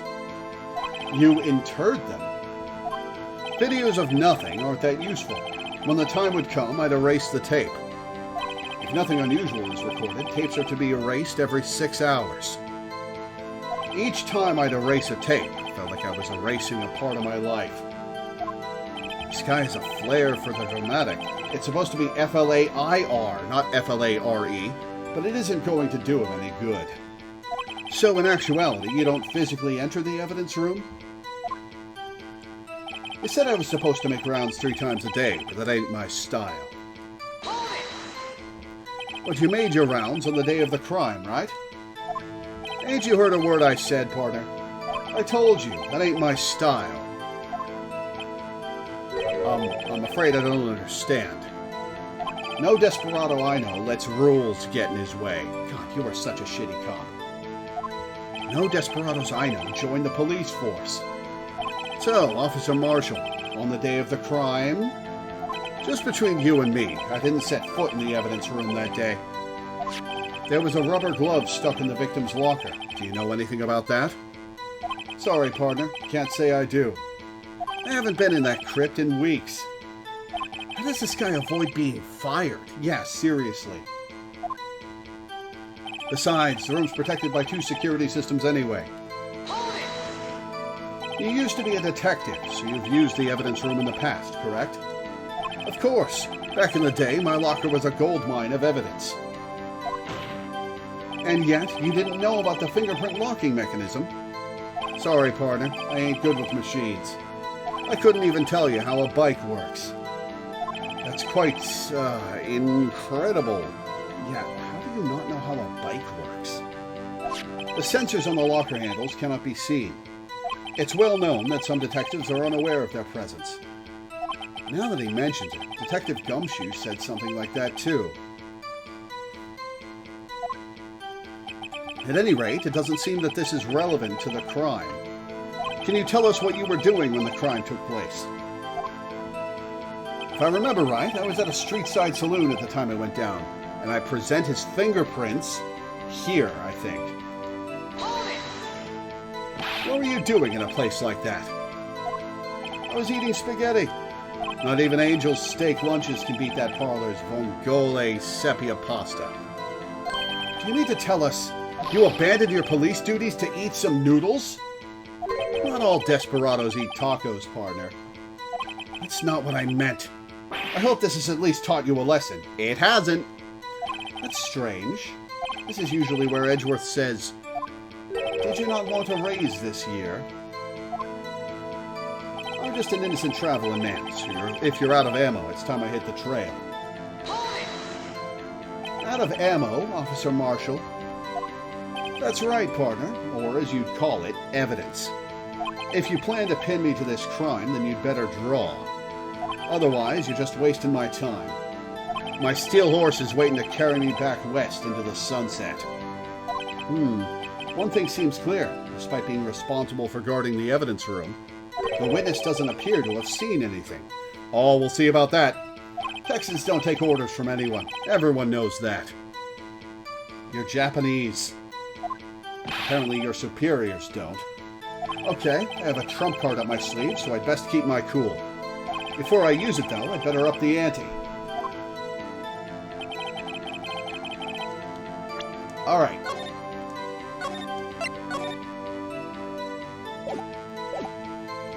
Okay, let's see.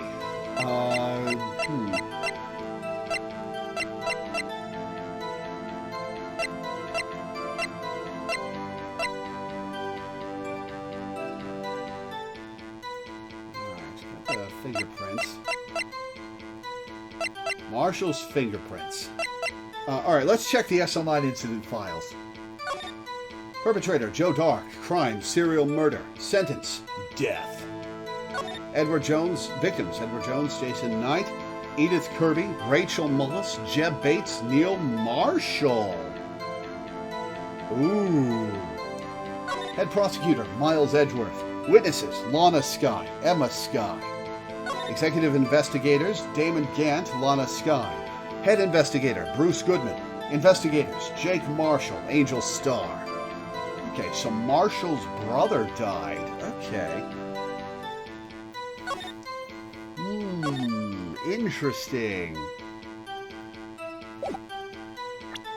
Okay.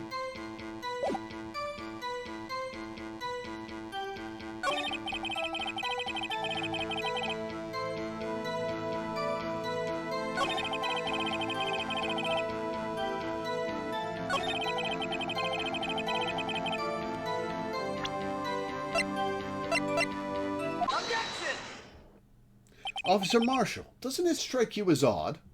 That is, you being called in to testify like this? After all, you weren't in the security room at the time of the crime. And yet you dragged me down here. Explain yourself, partner. It's quite simple. You left a very large trail behind at the scene. Or, to be exact, a handprint. Listen real good, partner. Like I said, I'm the caretaker of that crypt. I pay my respects. That is, make my rounds about once a month. You're supposed to do it 3 times a day. It's only natural my fingerprints would be in there. Objection! I only wish it were, officer. But you see, your fingerprints were covered in blood. Witness, what's the meaning of this? Your blood-stained fingerprints were at the crime scene? The blood was wiped away. However, a luminol test clearly revealed this. Well, Officer Marshall? It seems to me there ain't a person in this room with a head on his shoulders. Oh? I take it you have an explanation then, Officer Marshall? About the blood-stained fingerprints? They were really jizz-covered fingerprints. Very well, you may begin your testimony about your fingerprints, found at the scene of the crime.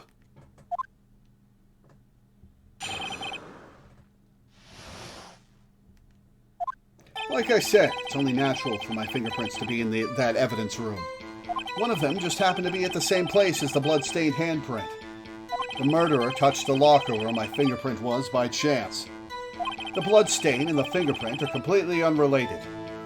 Or didn't you know the murderer was wearing gloves? See? I had nothing to do with it. How do you know the murderer was wearing gloves?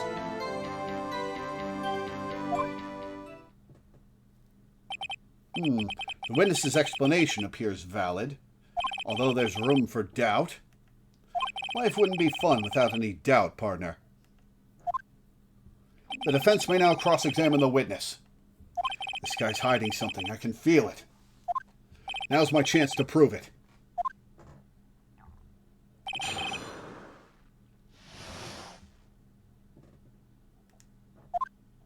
Like I said, it's only natural for my fingerprints to be in that evidence room. Excuse me. That's because you, how did you put it? Pay your respects once a month? Yeah, that's right. That and one more thing. That locker happens to be mine. What? What do you mean? I mean what I said. That's the locker I used when I was a detective. The locker I still use. All that's in there now, though, is a heap of broken dreams. I see. It'd be strange if my prints weren't all over that locker. Apparently, his fingerprint data was never removed from that locker's programming. He must have been using the fingerprint lock all this time without ever knowing it. Marshall's fingerprints updated in the court record. One of them just happened to be at the same place as the blood-stained handprint. So then, what about the bloody handprint? Wasn't mine. It's no mystery. Please explain. My locker is covered with my fingerprints. It just so happened the murderer touched the locker where my fingerprint was by chance. The chances of that happening are 1,000,000 to 1. On the contrary, one could argue just the opposite. The chances of that not happening are 1,000,000 to 1. Get one thing straight, partner. You ain't gonna get no reward from me with a smear fingerprint. You wanna know why? The blood stain and the fingerprint are completely unrelated. Unrelated? They're as different as night and day. Kind of like cereal and cereal. One's got to do with breakfast, while the other's a type of murder. He's right. Although seemingly alike, they're totally different. I don't see what homonyms have to do with this. Or didn't you know the murderer was wearing gloves? How do you know that? How do you know that? Ha! I may be a loner, but I still do my job. I keep up on the reports. No, you don't do your job. There was a blood stain at the scene, thought to be left by the murderer. That's right. It was found in Detective Gumshoe's locker. However, no fingerprints were detected on that handprint. Oh yeah, I think we tried that too. So that would mean the murderer, wearing gloves, happened to place their hand on top of our Officer Marshall's fingerprint. That's the only logical conclusion. Are you starting to get the picture, partner? The picture? The seal of blood in the desert. It's just food for the buzzards. There's only one reality, and that's this. The security tape. So long as my trail isn't in there, you can't say otherwise.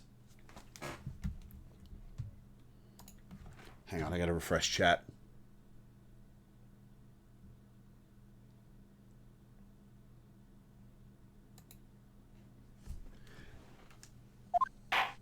This isn't getting us anywhere, Mr. Wright. Please consider carefully where you're going with this cross-examination.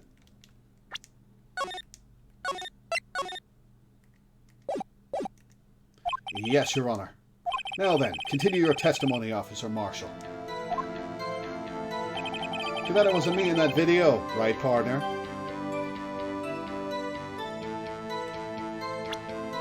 Okay.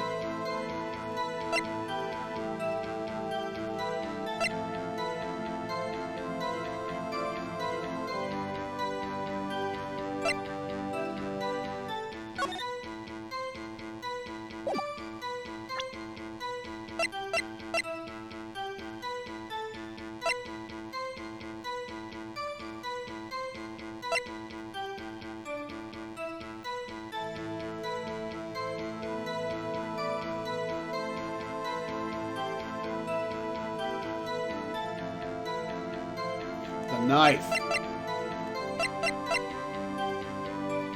Objection! Oh, damn it.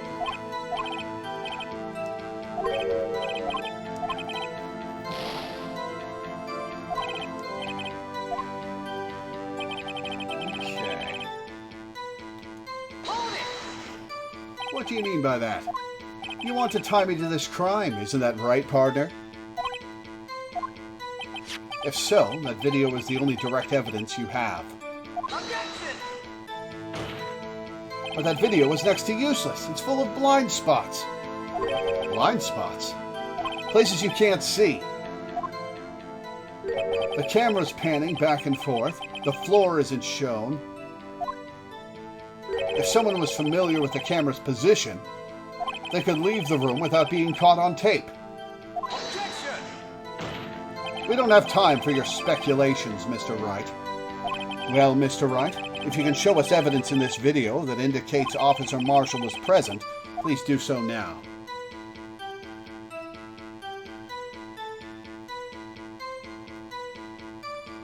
Okay.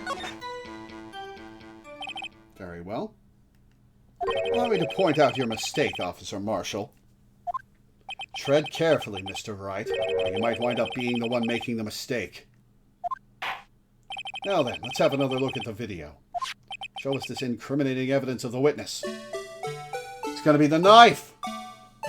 Oh, now it'll cost me HP.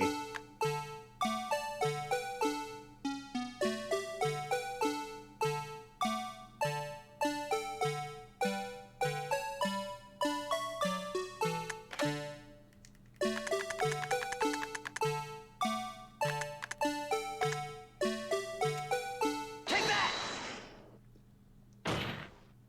There, how's that for evidence?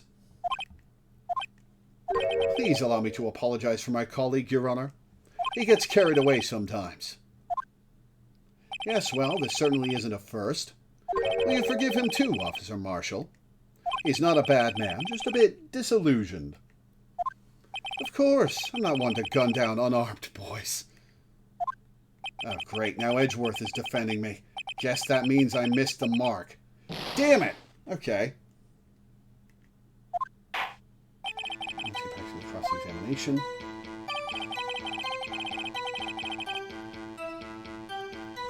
Alright, was there evidence in that video?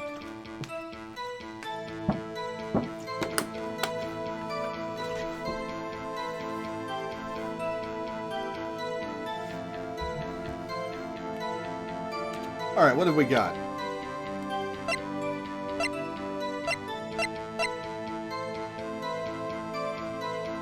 No prints.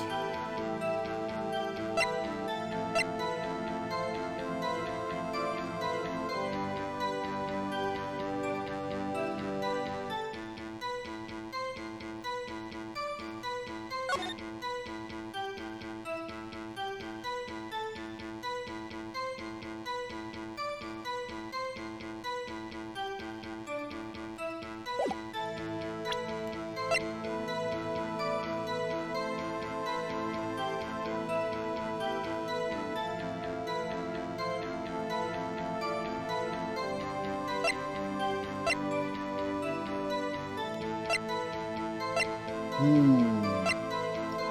little blood from Goodman and Lana Sky.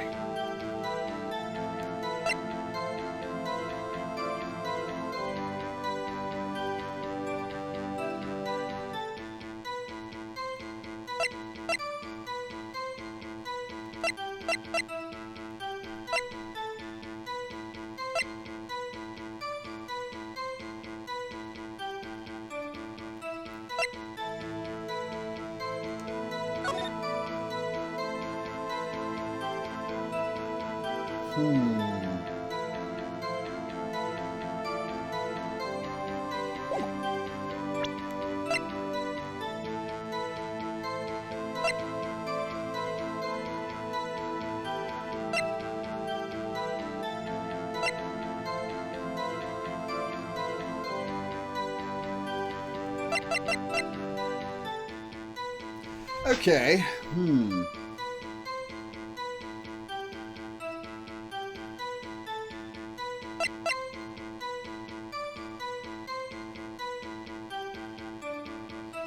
Alright, let me think. Alright, let's go over the testimony again. Natural for my fingerprints to be in that evidence room. It's going to be at the same place as the bloodstained handprint.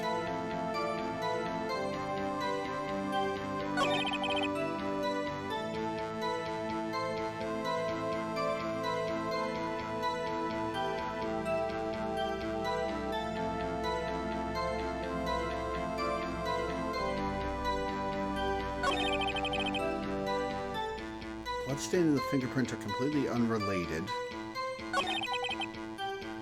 Don't you know the murderer was wearing gloves? I bet it wasn't me in that video, right, partner?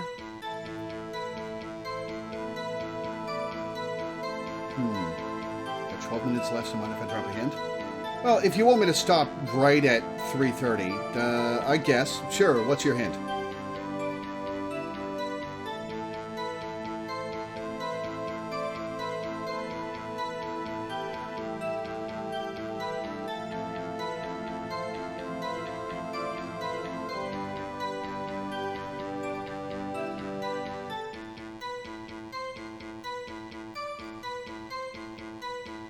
We're on the right track with the video.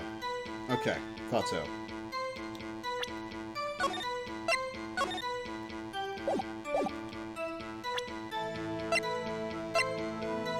Objection!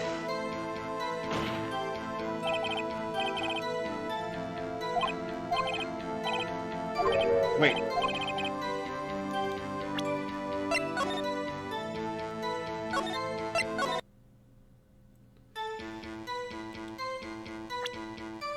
Oh, do I... Oh, I pressed to get there, right? Objection!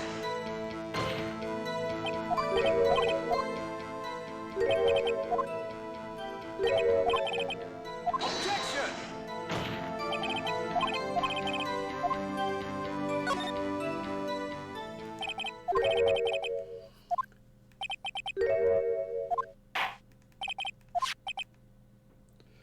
Alright, so, Marshall. It's not the knife.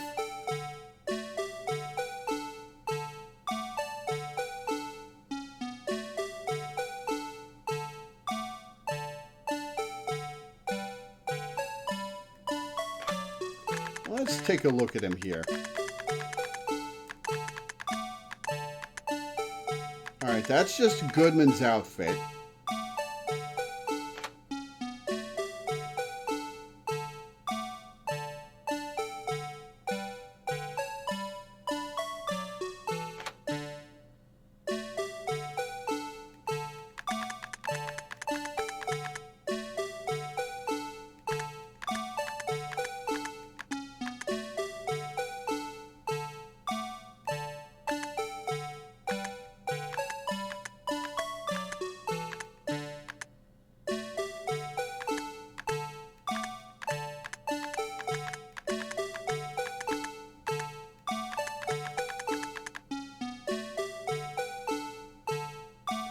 There's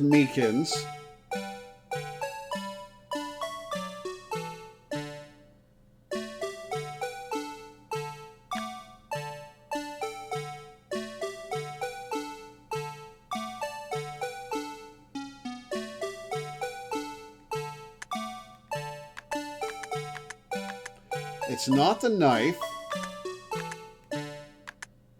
Okay, actual question. Is it the knife and I just picked the wrong spot?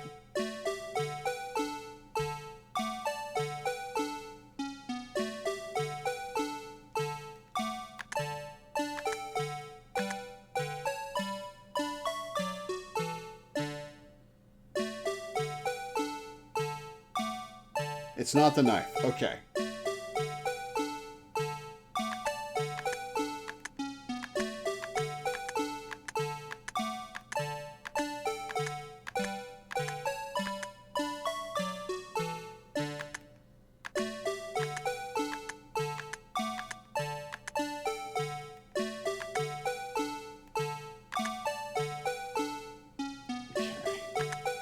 Okay. Okay. Okay.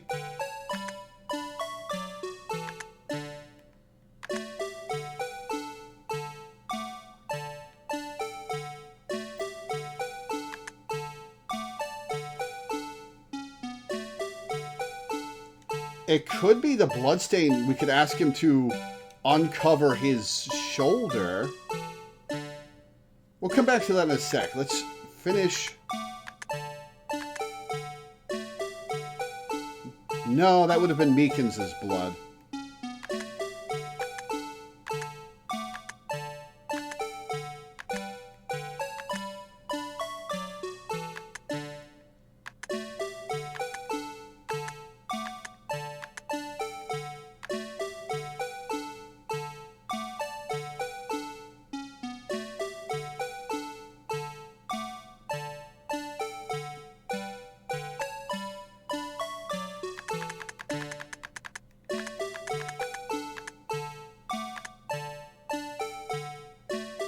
Okay, is it the bloody shoulder?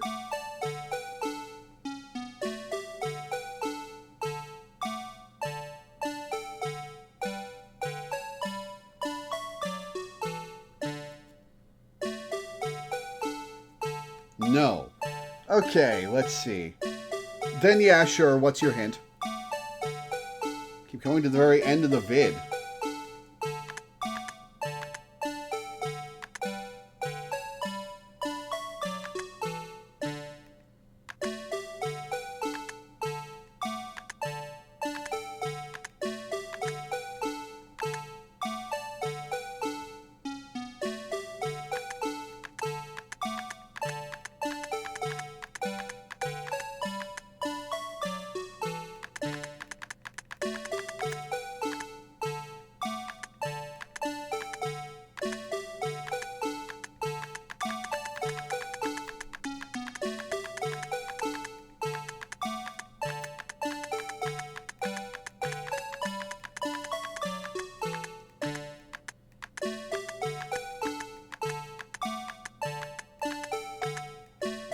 End of the vid.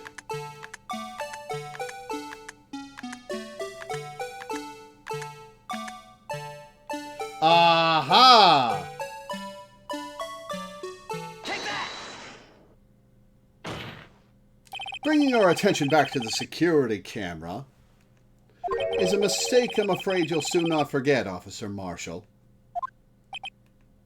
The days are short in Texas, and so are our tempers. That brag was not extending out of the locker at the start of the video, was it? Could you sum up what you have to say in 8 words or less? Very well. You can clearly be seen in this video. Exactly 8 words. Not bad, partner. The key lies in a certain locker shown in the video.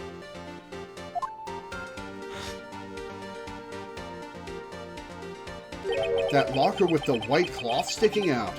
That was the witnesses, I believe. Now then, let's rewind the video a bit.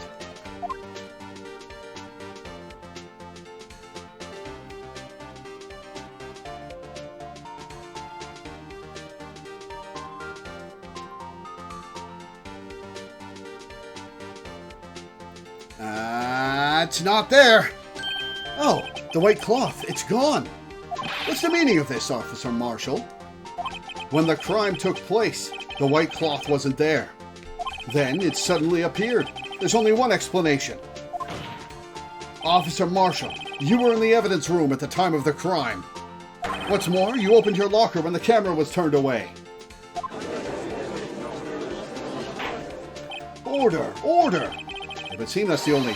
Hold your horses. Sorry, partner, but you got the wrong man. Gonna turn on Gant? So what if my locker was opened? That doesn't mean I'm the one who opened it. The murderer needed to hide something, so he opened a locker and stuck it in. It's not my fault he happened to choose mine. Why is everyone staring at me like I'm a wanted man? This guy isn't just playing dumb. He really doesn't know. I hate to rain on your parade, but you're the only person who can open that particular locker. Oh yeah? I call your bluff. You say I opened that locker. Now prove it. Whoops. No, not the attorney's badge.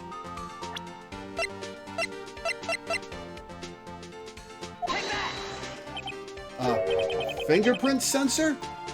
Oh, he's sweating. We talked about this earlier today. The lockers can only be opened by the detectives they belong to. What kind of crazy talk is this? Well, Detective Gumshoe did mention something about this. In any case, the locks aren't that obvious. There are even some people in the force that don't know about the fingerprint locks. So, Sheriff, what do you have to say in 8 words or less? Ha! I could go for some beef jerky, too. I only got 1 word for you, partner. No!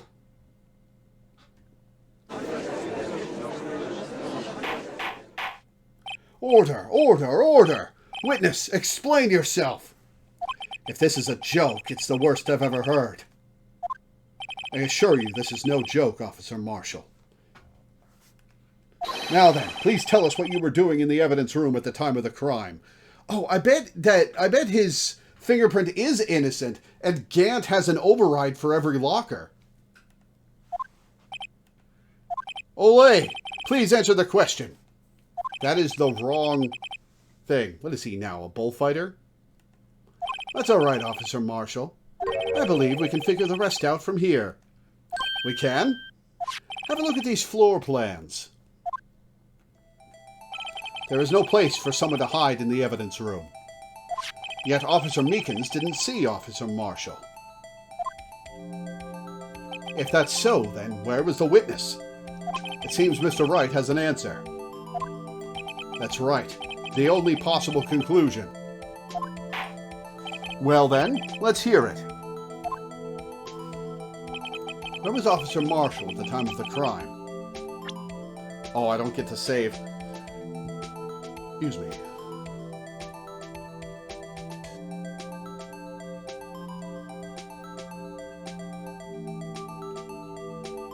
Take that!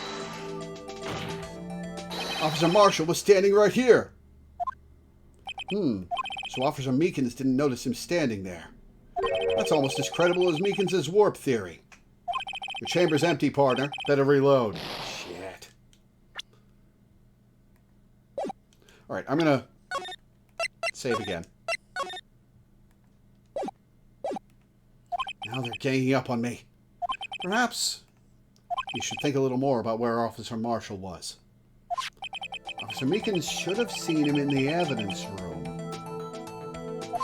That means the only place he could have been would be...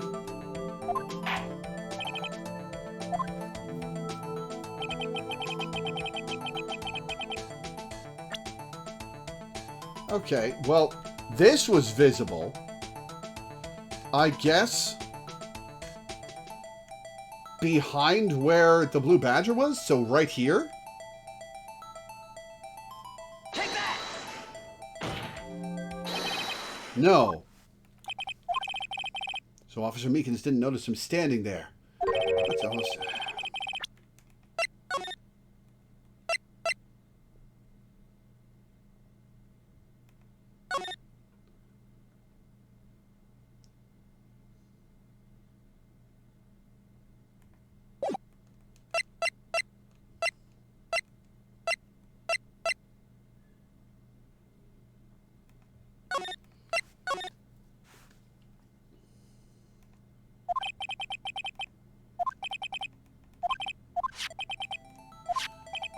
Okay, so I need to understand. Is he talking about seeing him on camera or seeing him when he walked in?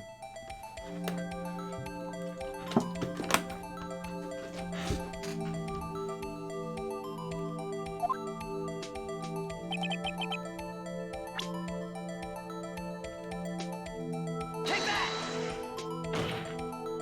Officer Marshall was standing right here.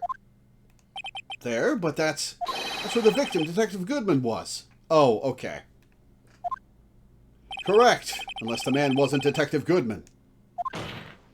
I believe the victim in the video is Officer Marshall. It was you, dressed up like Detective Goodman. Objection! But that's preposterous. Officer Meekins witnessed the detective at the crime scene. Once he saw the man's face, he'd know for sure. Objection! May I point out, though, that Officer Meekins did not know Detective Goodman. He also testified about the man's reaction when confronted. Oh, now are we going to get a blood test on the knife? When I entered the evidence room, I asked him to show his card, sir. Oh, and it wouldn't have matched him. Yes, and how did Detective Goodman respond? He suddenly pulled a knife on me. Something about the officer's story puzzled me. If the man had had his ID card, why didn't he just show it? Yes, he would have needed it to enter the evidence room, so he must have been carrying it. The answer is simple. He couldn't show it. As you can see, Detective Goodman's picture is on his ID card. Oh, I get it. If he showed that, his cover would have been blown. Officer Meekins would have realized the man wasn't Detective Goodman. Do you have anything to say to this, Officer Marshall? You've got quite an imagination, partner. We got a term for that. It's called circumstantial evidence. Circumstantial evidence? He's still denying it. You're gonna have to do better than that to break a detective. Unless you have hard evidence proving I dressed up as the victim. I can't say I particularly care for your uncooperative disposition. I can't say I care for your beard. You don't see me complaining. You just did. Well, Mr. Wright, do you have any evidence proving beyond a shadow of a doubt that Officer Marshall dressed up as the victim? We are gonna save.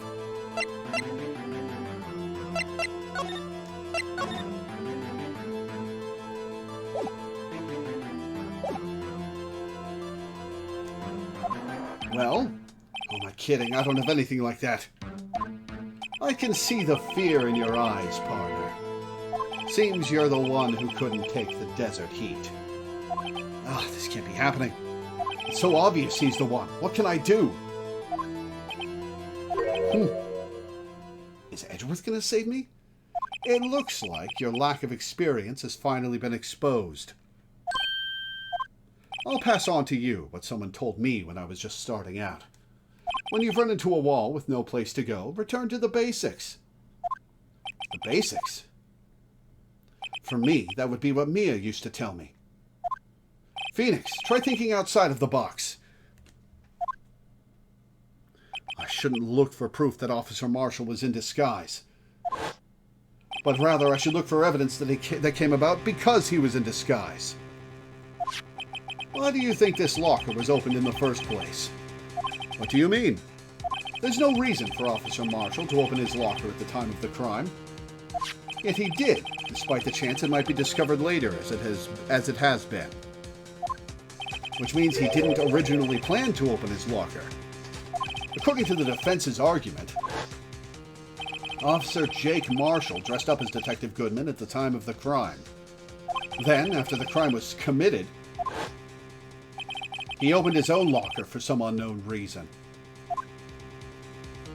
The fact that a white cloth is sticking out of the locker seems to indicate that he opened it in order to put the cloth inside. So, just what exactly is this piece of cloth? It's what he wiped the blood off the locker with. Perhaps the video is the key to all our unanswered questions. I don't have any evidence, so this video is my only shot. Very well, let's take yet another look at the security tape. After committing the crime, the witness opened the locker to put away the white cloth. Refresh chat real quick. I'm going to save.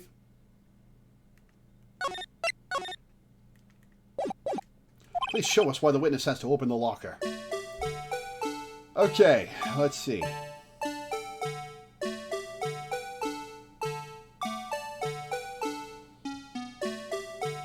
Yep, way ahead of you, Crow.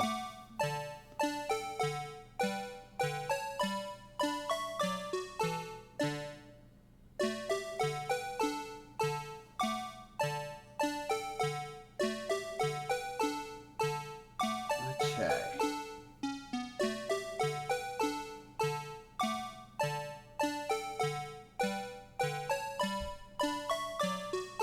You got Meekness's blood on him.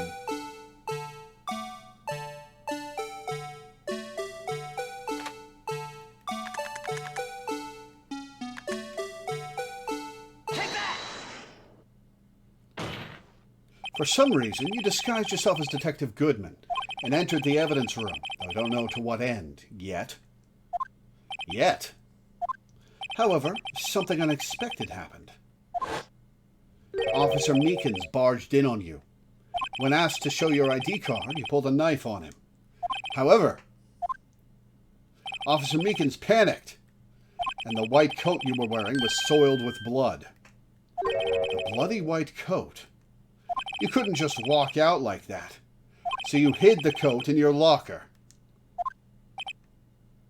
Not bad, partner.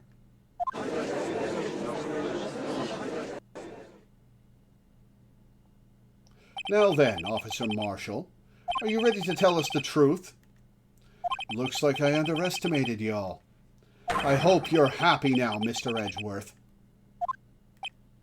2 years ago, if you were only half as persistent then as you are today, we all wouldn't have to be here now would we? Officer Marshall, tell the court what you did. All of it. All right. It seems the time has come. Okay, Crow, are we about to finish this section of the chapter and get prompted to save, or do you want me to stop here and do this monologue next time?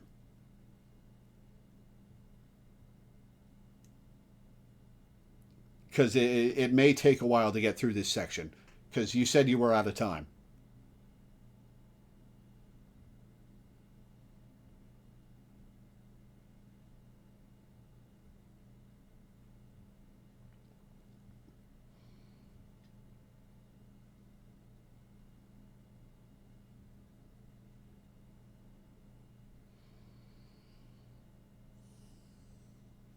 Sorry, Ninja Maid.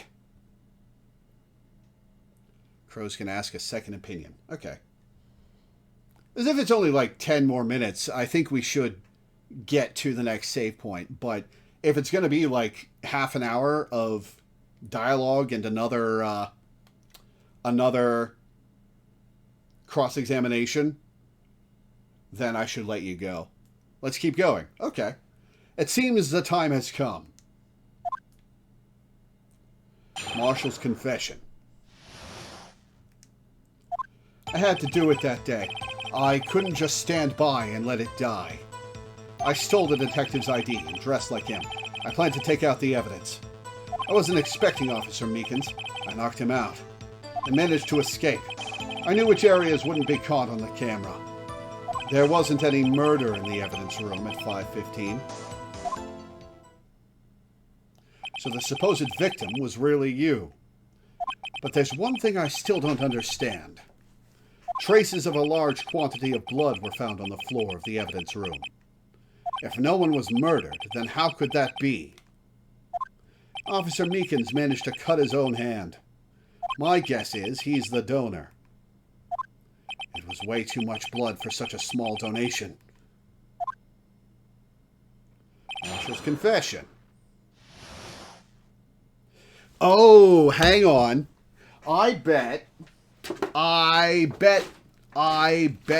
that was Goodman's blood from when he was murdered earlier in the day.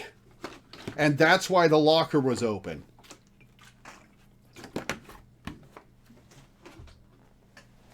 Goodman was there. Wait, how would he have gotten in then? Oh, he used somebody else's ID. That's the 7777777 one. Okay. Marshall's confession. I had to do it that day. I couldn't just stand by and let it die. Hold it! When you say it, you mean... Do you even have to ask, partner? The SL9 incident.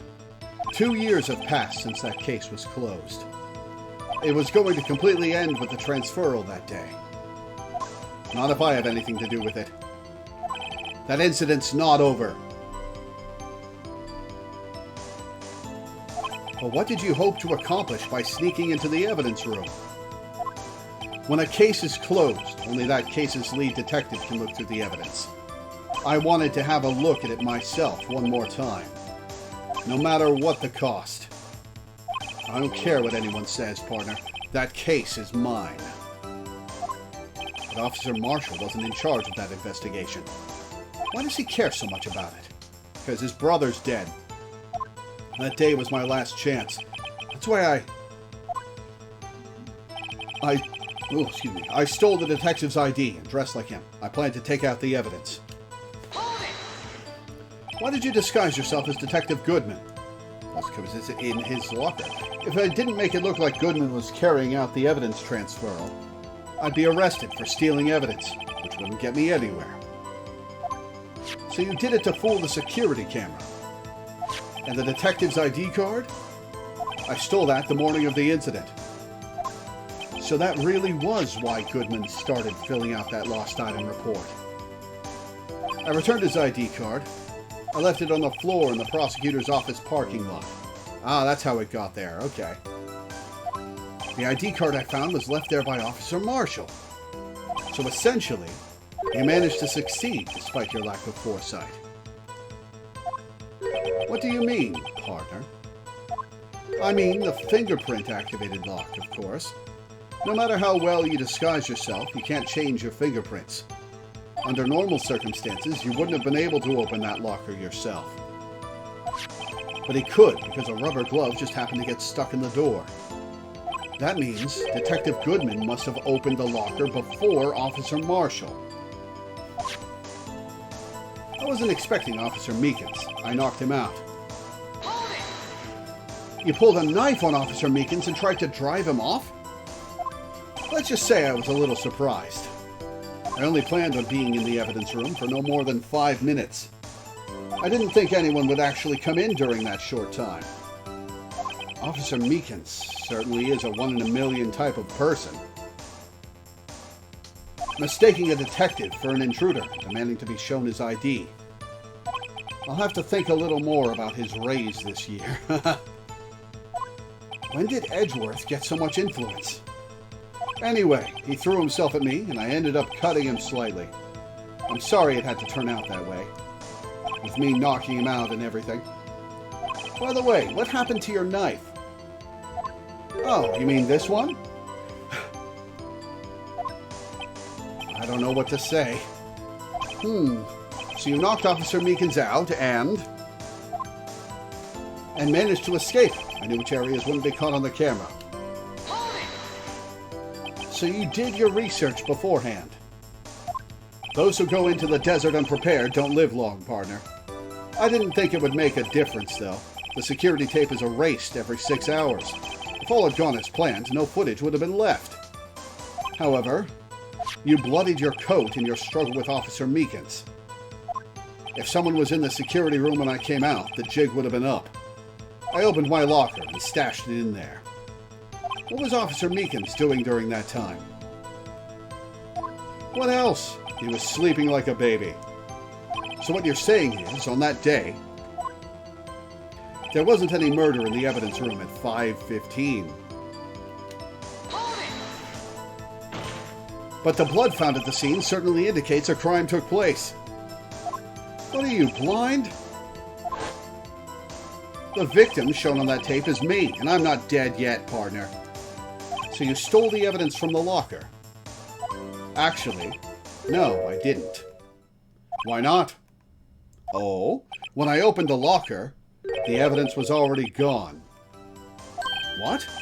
Mr. Edgeworth, where is that evidence? It's still missing, Your Honor. Detective Goodman's locker was already empty. Someone else stole the evidence. Officer Marshall, may I ask you one thing? Fire away, partner. It's a free country. Just remember, I'm also free to decide whether or not to answer. Why did you do this? Stealing a detective's ID, injuring a police officer. This is no small offense. Oh, morose music. Moreover, you're an officer yourself.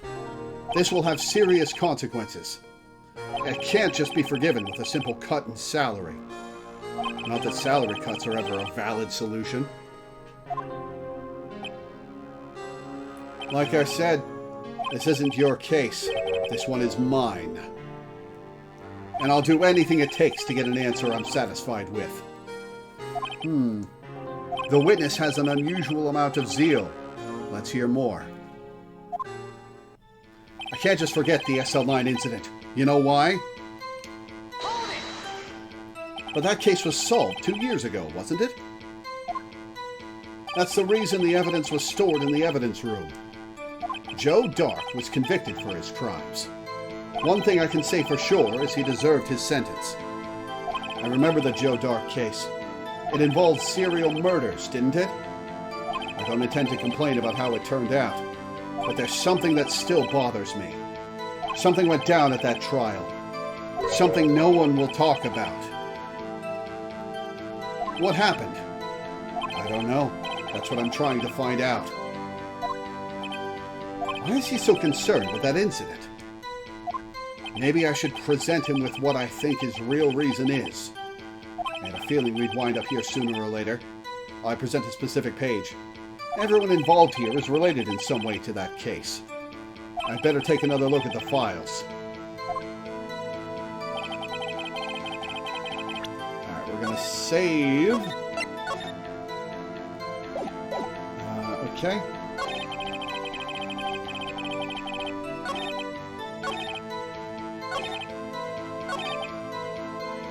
Present.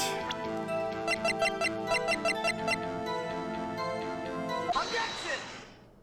Officer Marshall, I think I understand. I think I know why you care so much about the SL9 incident. Sounds like you've been sipping too much cactus juice, partner. I have these SL9 incident file here. The name Marshall is mentioned in here. In a list of murder victims. Neil Marshall. Are you related to this man? Neil Marshall? Yeah, I'm sure you've heard the name. You were on this case, Edgeworth. How did you not realize? 2 years ago,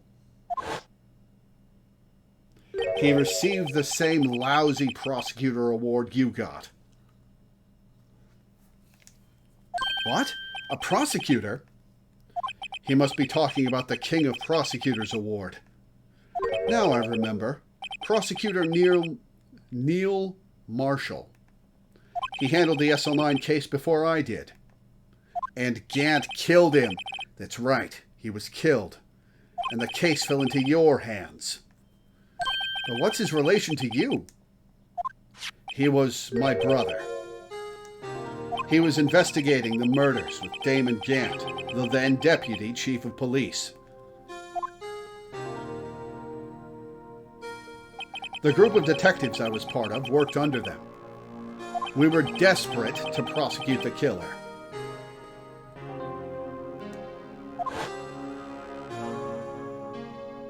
Joe Dark. My brother fought Dark and was killed. That was the first time Dark left behind any evidence. That was all we needed. Okay, so maybe Joe Dark killed the rest of them, but it was Gant who killed Marshall. He was arraigned and incarcerated. The case was finally closed. At least, according to the public records. What do you mean? My brother couldn't have been killed by Joe Dark. I knew my brother better than anyone. No one could have beaten him in a fight. Oh, now that's circumstantial evidence. And that's it? That's your reason for your insane actions? There's more to my brother's death than what the records say. No matter how much you try to hide it, you can't fool me.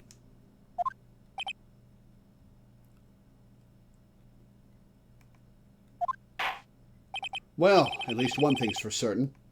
Now we know what happened at the police department on the day of the crime. That was the last day the SL9 case could be reopened. Not satisfied with its resolution, Officer Marshall planned to steal the evidence. Disguising himself as Detective Goodman, he entered the evidence room. Officer Meekins confronted him, so he rendered him unconscious and fled. Yes, this mystery has finally been cleared up. No murder took place at the police department that day. Untrue! Untrue. The things that happen by chance never cease to amaze. At exactly the same time as the murder at the prosecutor's office, this fake murder was going on at the police department. Chance? It's got to be more than just that.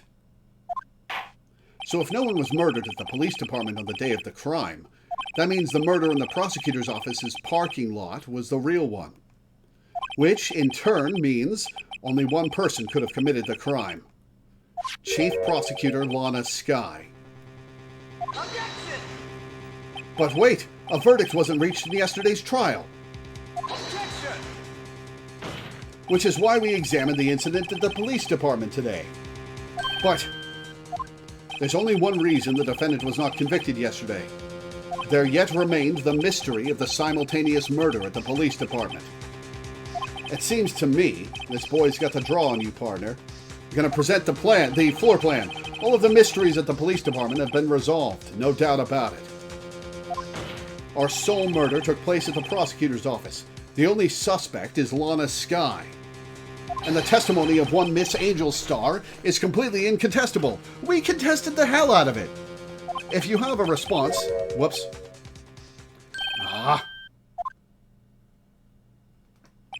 I rest my case. It seems this trial has reached its conclusion. There's no room for doubt. There's room for saving. Because I have 2 HP left. Well done, Mr. Wright. Thanks to you, I didn't need to waste my time disproving the alleged murder at the police department. There's no doubt what I proved today is true. The apparent murder on the security camera's tape really was fake. But I didn't realize that would end up proving Lana guilty. Now then, the time for the verdict has arrived. This court finds the defendant. Objection!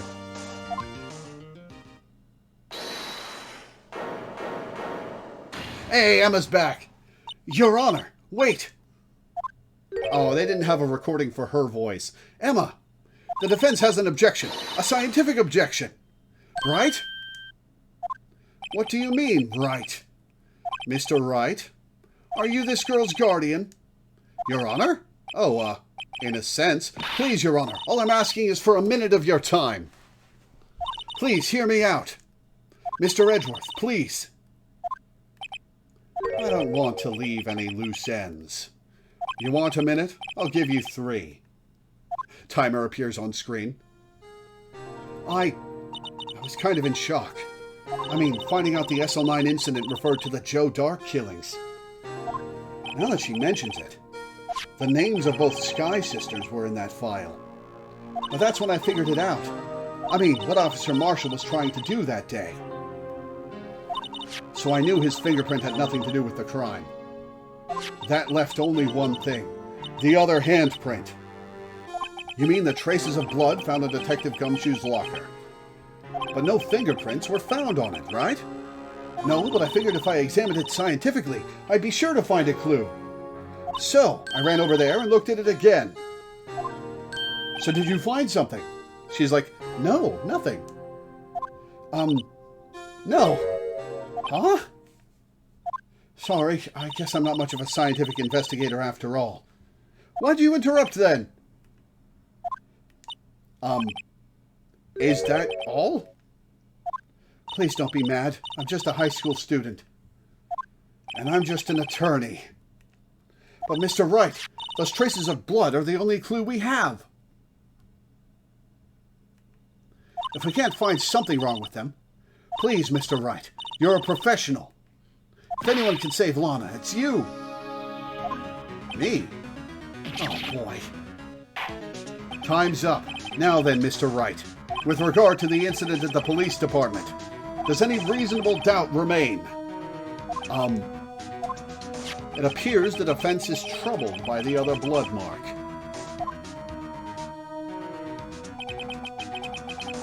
Looking at the floor plans, a handprint was discovered around here. Is there a problem with this? Mr. Wright, I'm sorry I can't be of more use. But still, if you can't find anything wrong with that blood mark, Lana will be... Please answer my question, Mr. Wright. We don't have all day. Yes, Your Honor. If ever I've needed to concentrate, it's now, with 2 HP left.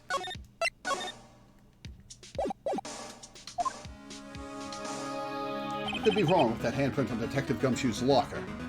Could there be something I'm missing? I object. Objection! This handprint left at the crime scene clearly shows a contradiction. The only thing that seems clear is your grasping, Mr. Wright. You've been staring pretty intently at those floor plans. Tell me, is there a problem with them? Yes, this is strange.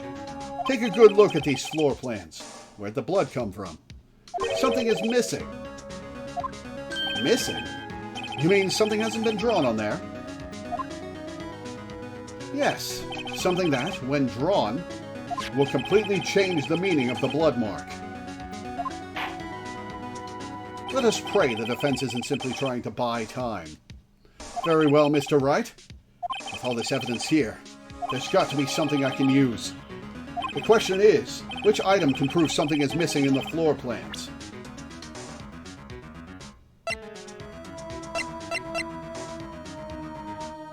Okay.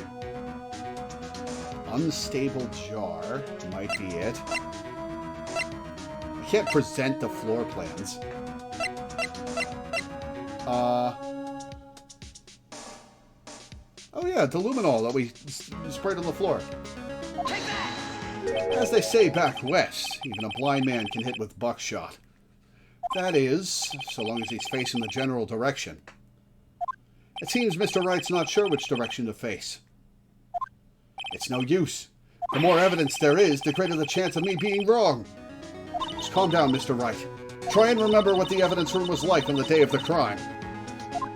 What is it that bothers me about this blood mark? Please allow me another chance, Your Honor. I'll prove it this time. Let's pray... Oh, okay. It didn't cost me HP. Okay. Take that! Oh, damn it. Okay.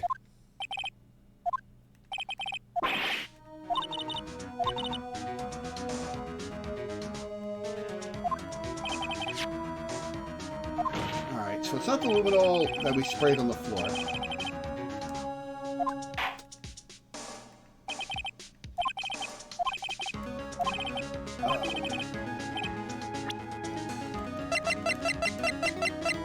Nope, that's the parking lot floor plan.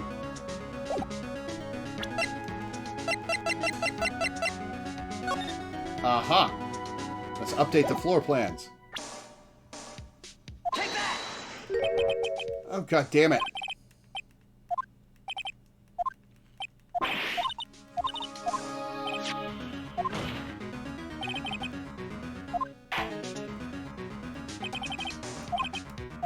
Okay, hang on. Let's go over this.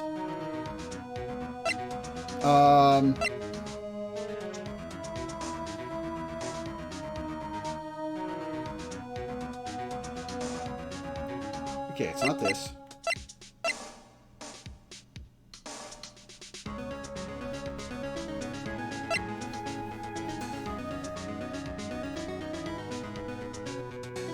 Okay, is it that the locker was open? Let's think about that for a sec.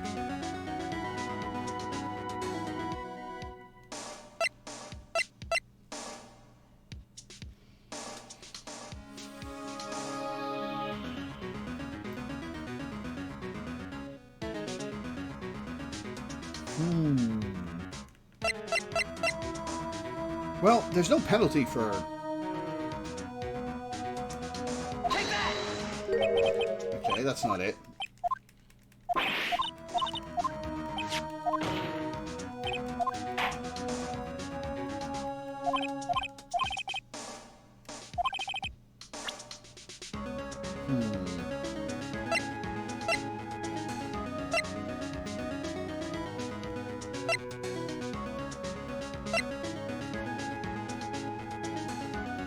No prints on Edgeworth's knife.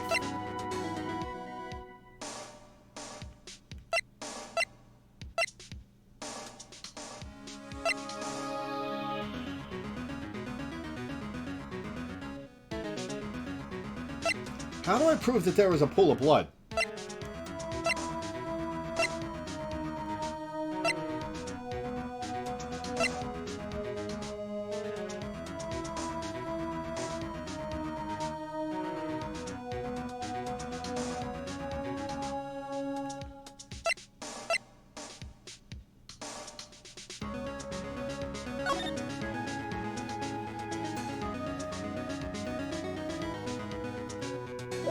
It's not going to be that yet.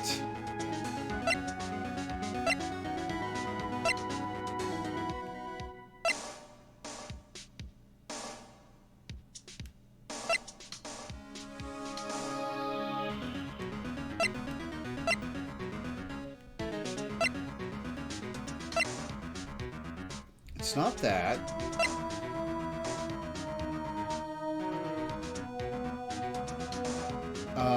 Huh.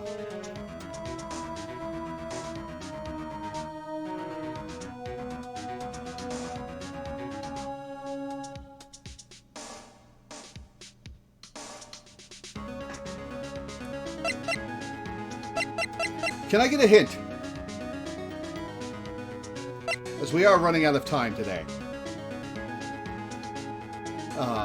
For this patron who wants to finish the stream.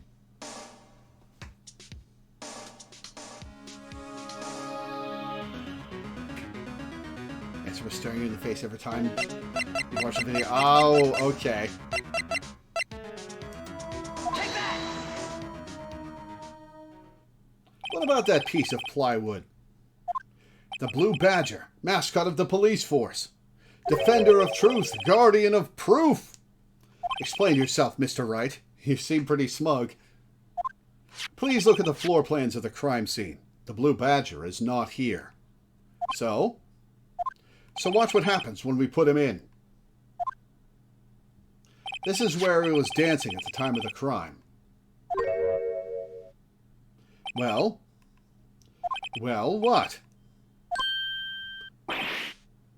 That's right. So long as the Blue Badger is dancing here, it would be impossible to place a handprint at this spot on the locker. Ah, awesome. What?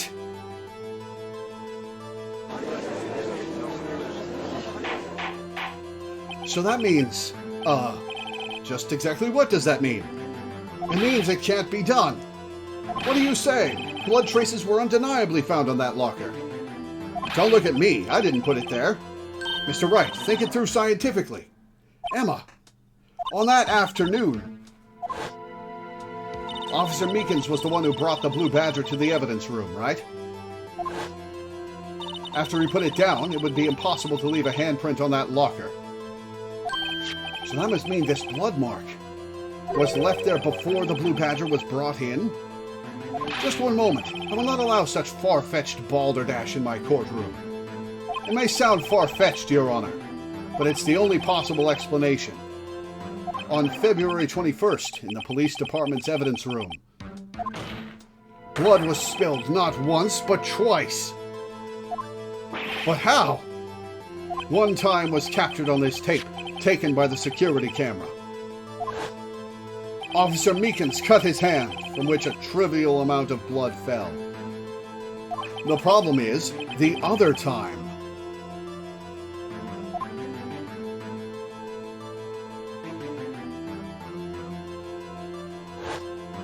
Someone bled prior to the struggle shown on this tape. It had to have been Detective Goodman when he was really murdered. Hey, there's that music. That's ridiculous. I refuse to accept your absurd claim. The murder portrayed... This song is called Cornered, right? The murder portrayed in the security tape has been proven to be a fake. However, that does not explain the blood mark found on the locker. So then, assuming this murder you purport really happened, when did it take place? I demand you show evidence that proves when it occurred. When did the first incident occur? To summarize, the defense claims that, prior to Officer Meekins being cut by Jake Marshall, who was posing as Detective Goodman,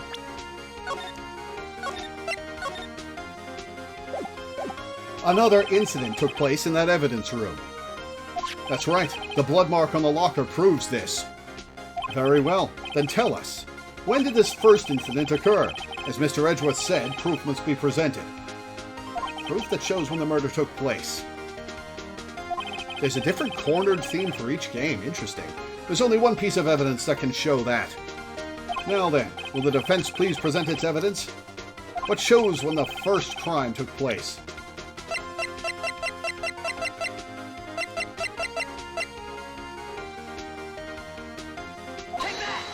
If the crime took place inside the evidence room, then the killer would have had to enter it.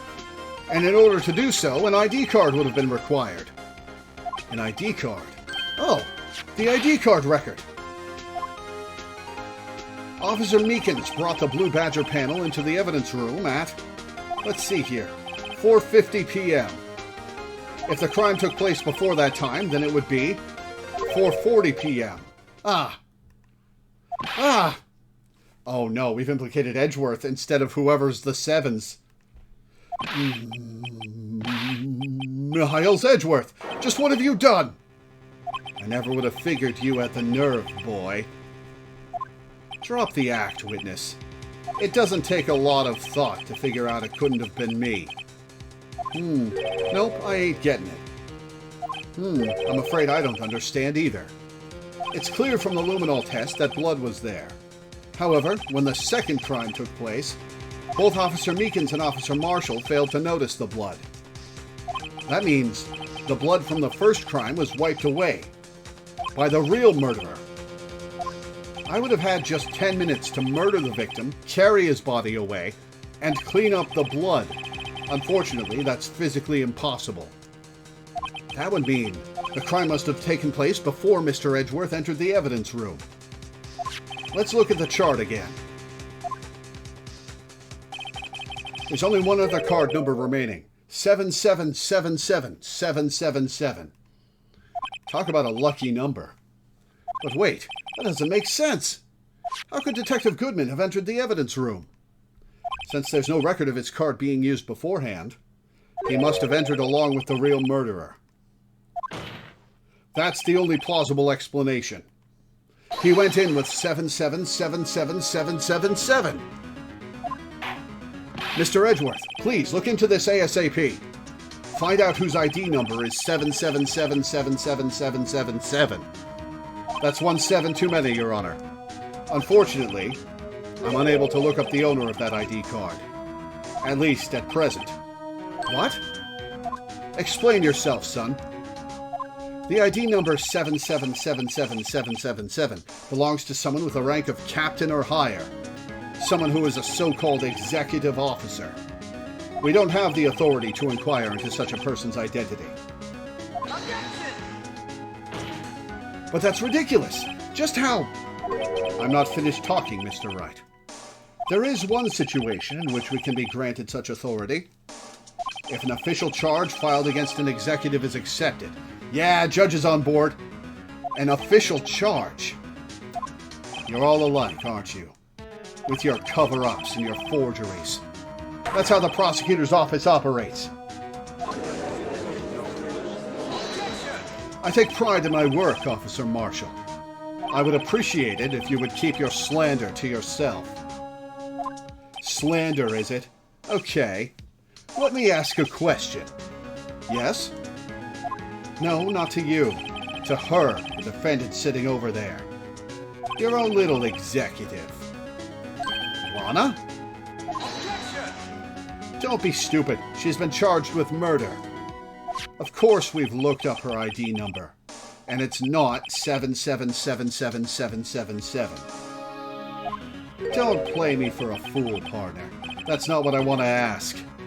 All I want to know is one thing about that incident. The SL9 incident? Answer me this, Chief Prosecutor. In that trial 2 years ago, did you really only use legitimate evidence?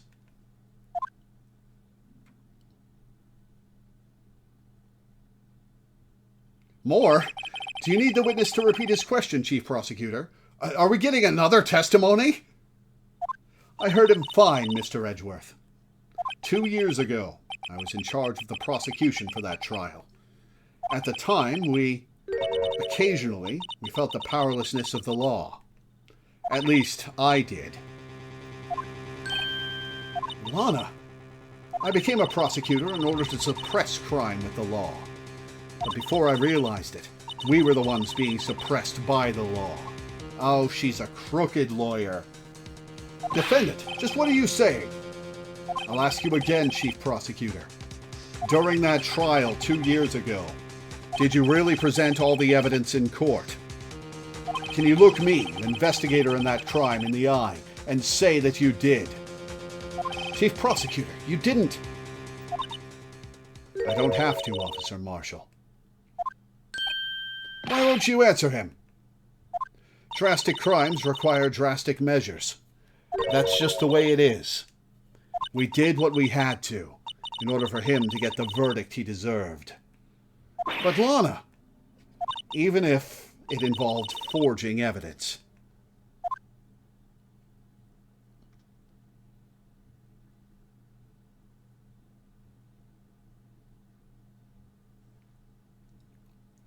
See? That's what I'm talking about. No. No! Order! Order! Order! Order!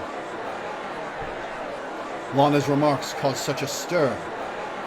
The chaos in the courtroom could not be quelled. The conclusion of the trial would have to wait until the following day. To be continued. Da-da-da-da-da-da. Okay.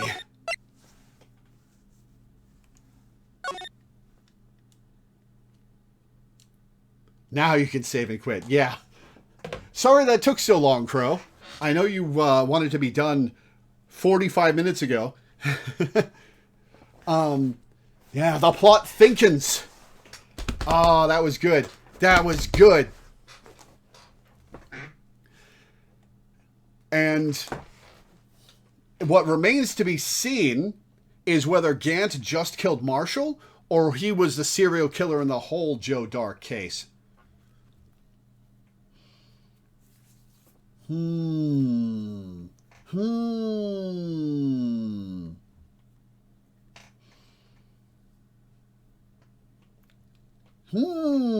Interesting. Okay. Add cornflour to plot and stir. All right. Well, that's where we're going to end for today. I have Phoenix Wright Ace Attorney on the schedule later this month, so we'll be continuing this then. But for now, I'm going to read my schedule and get off.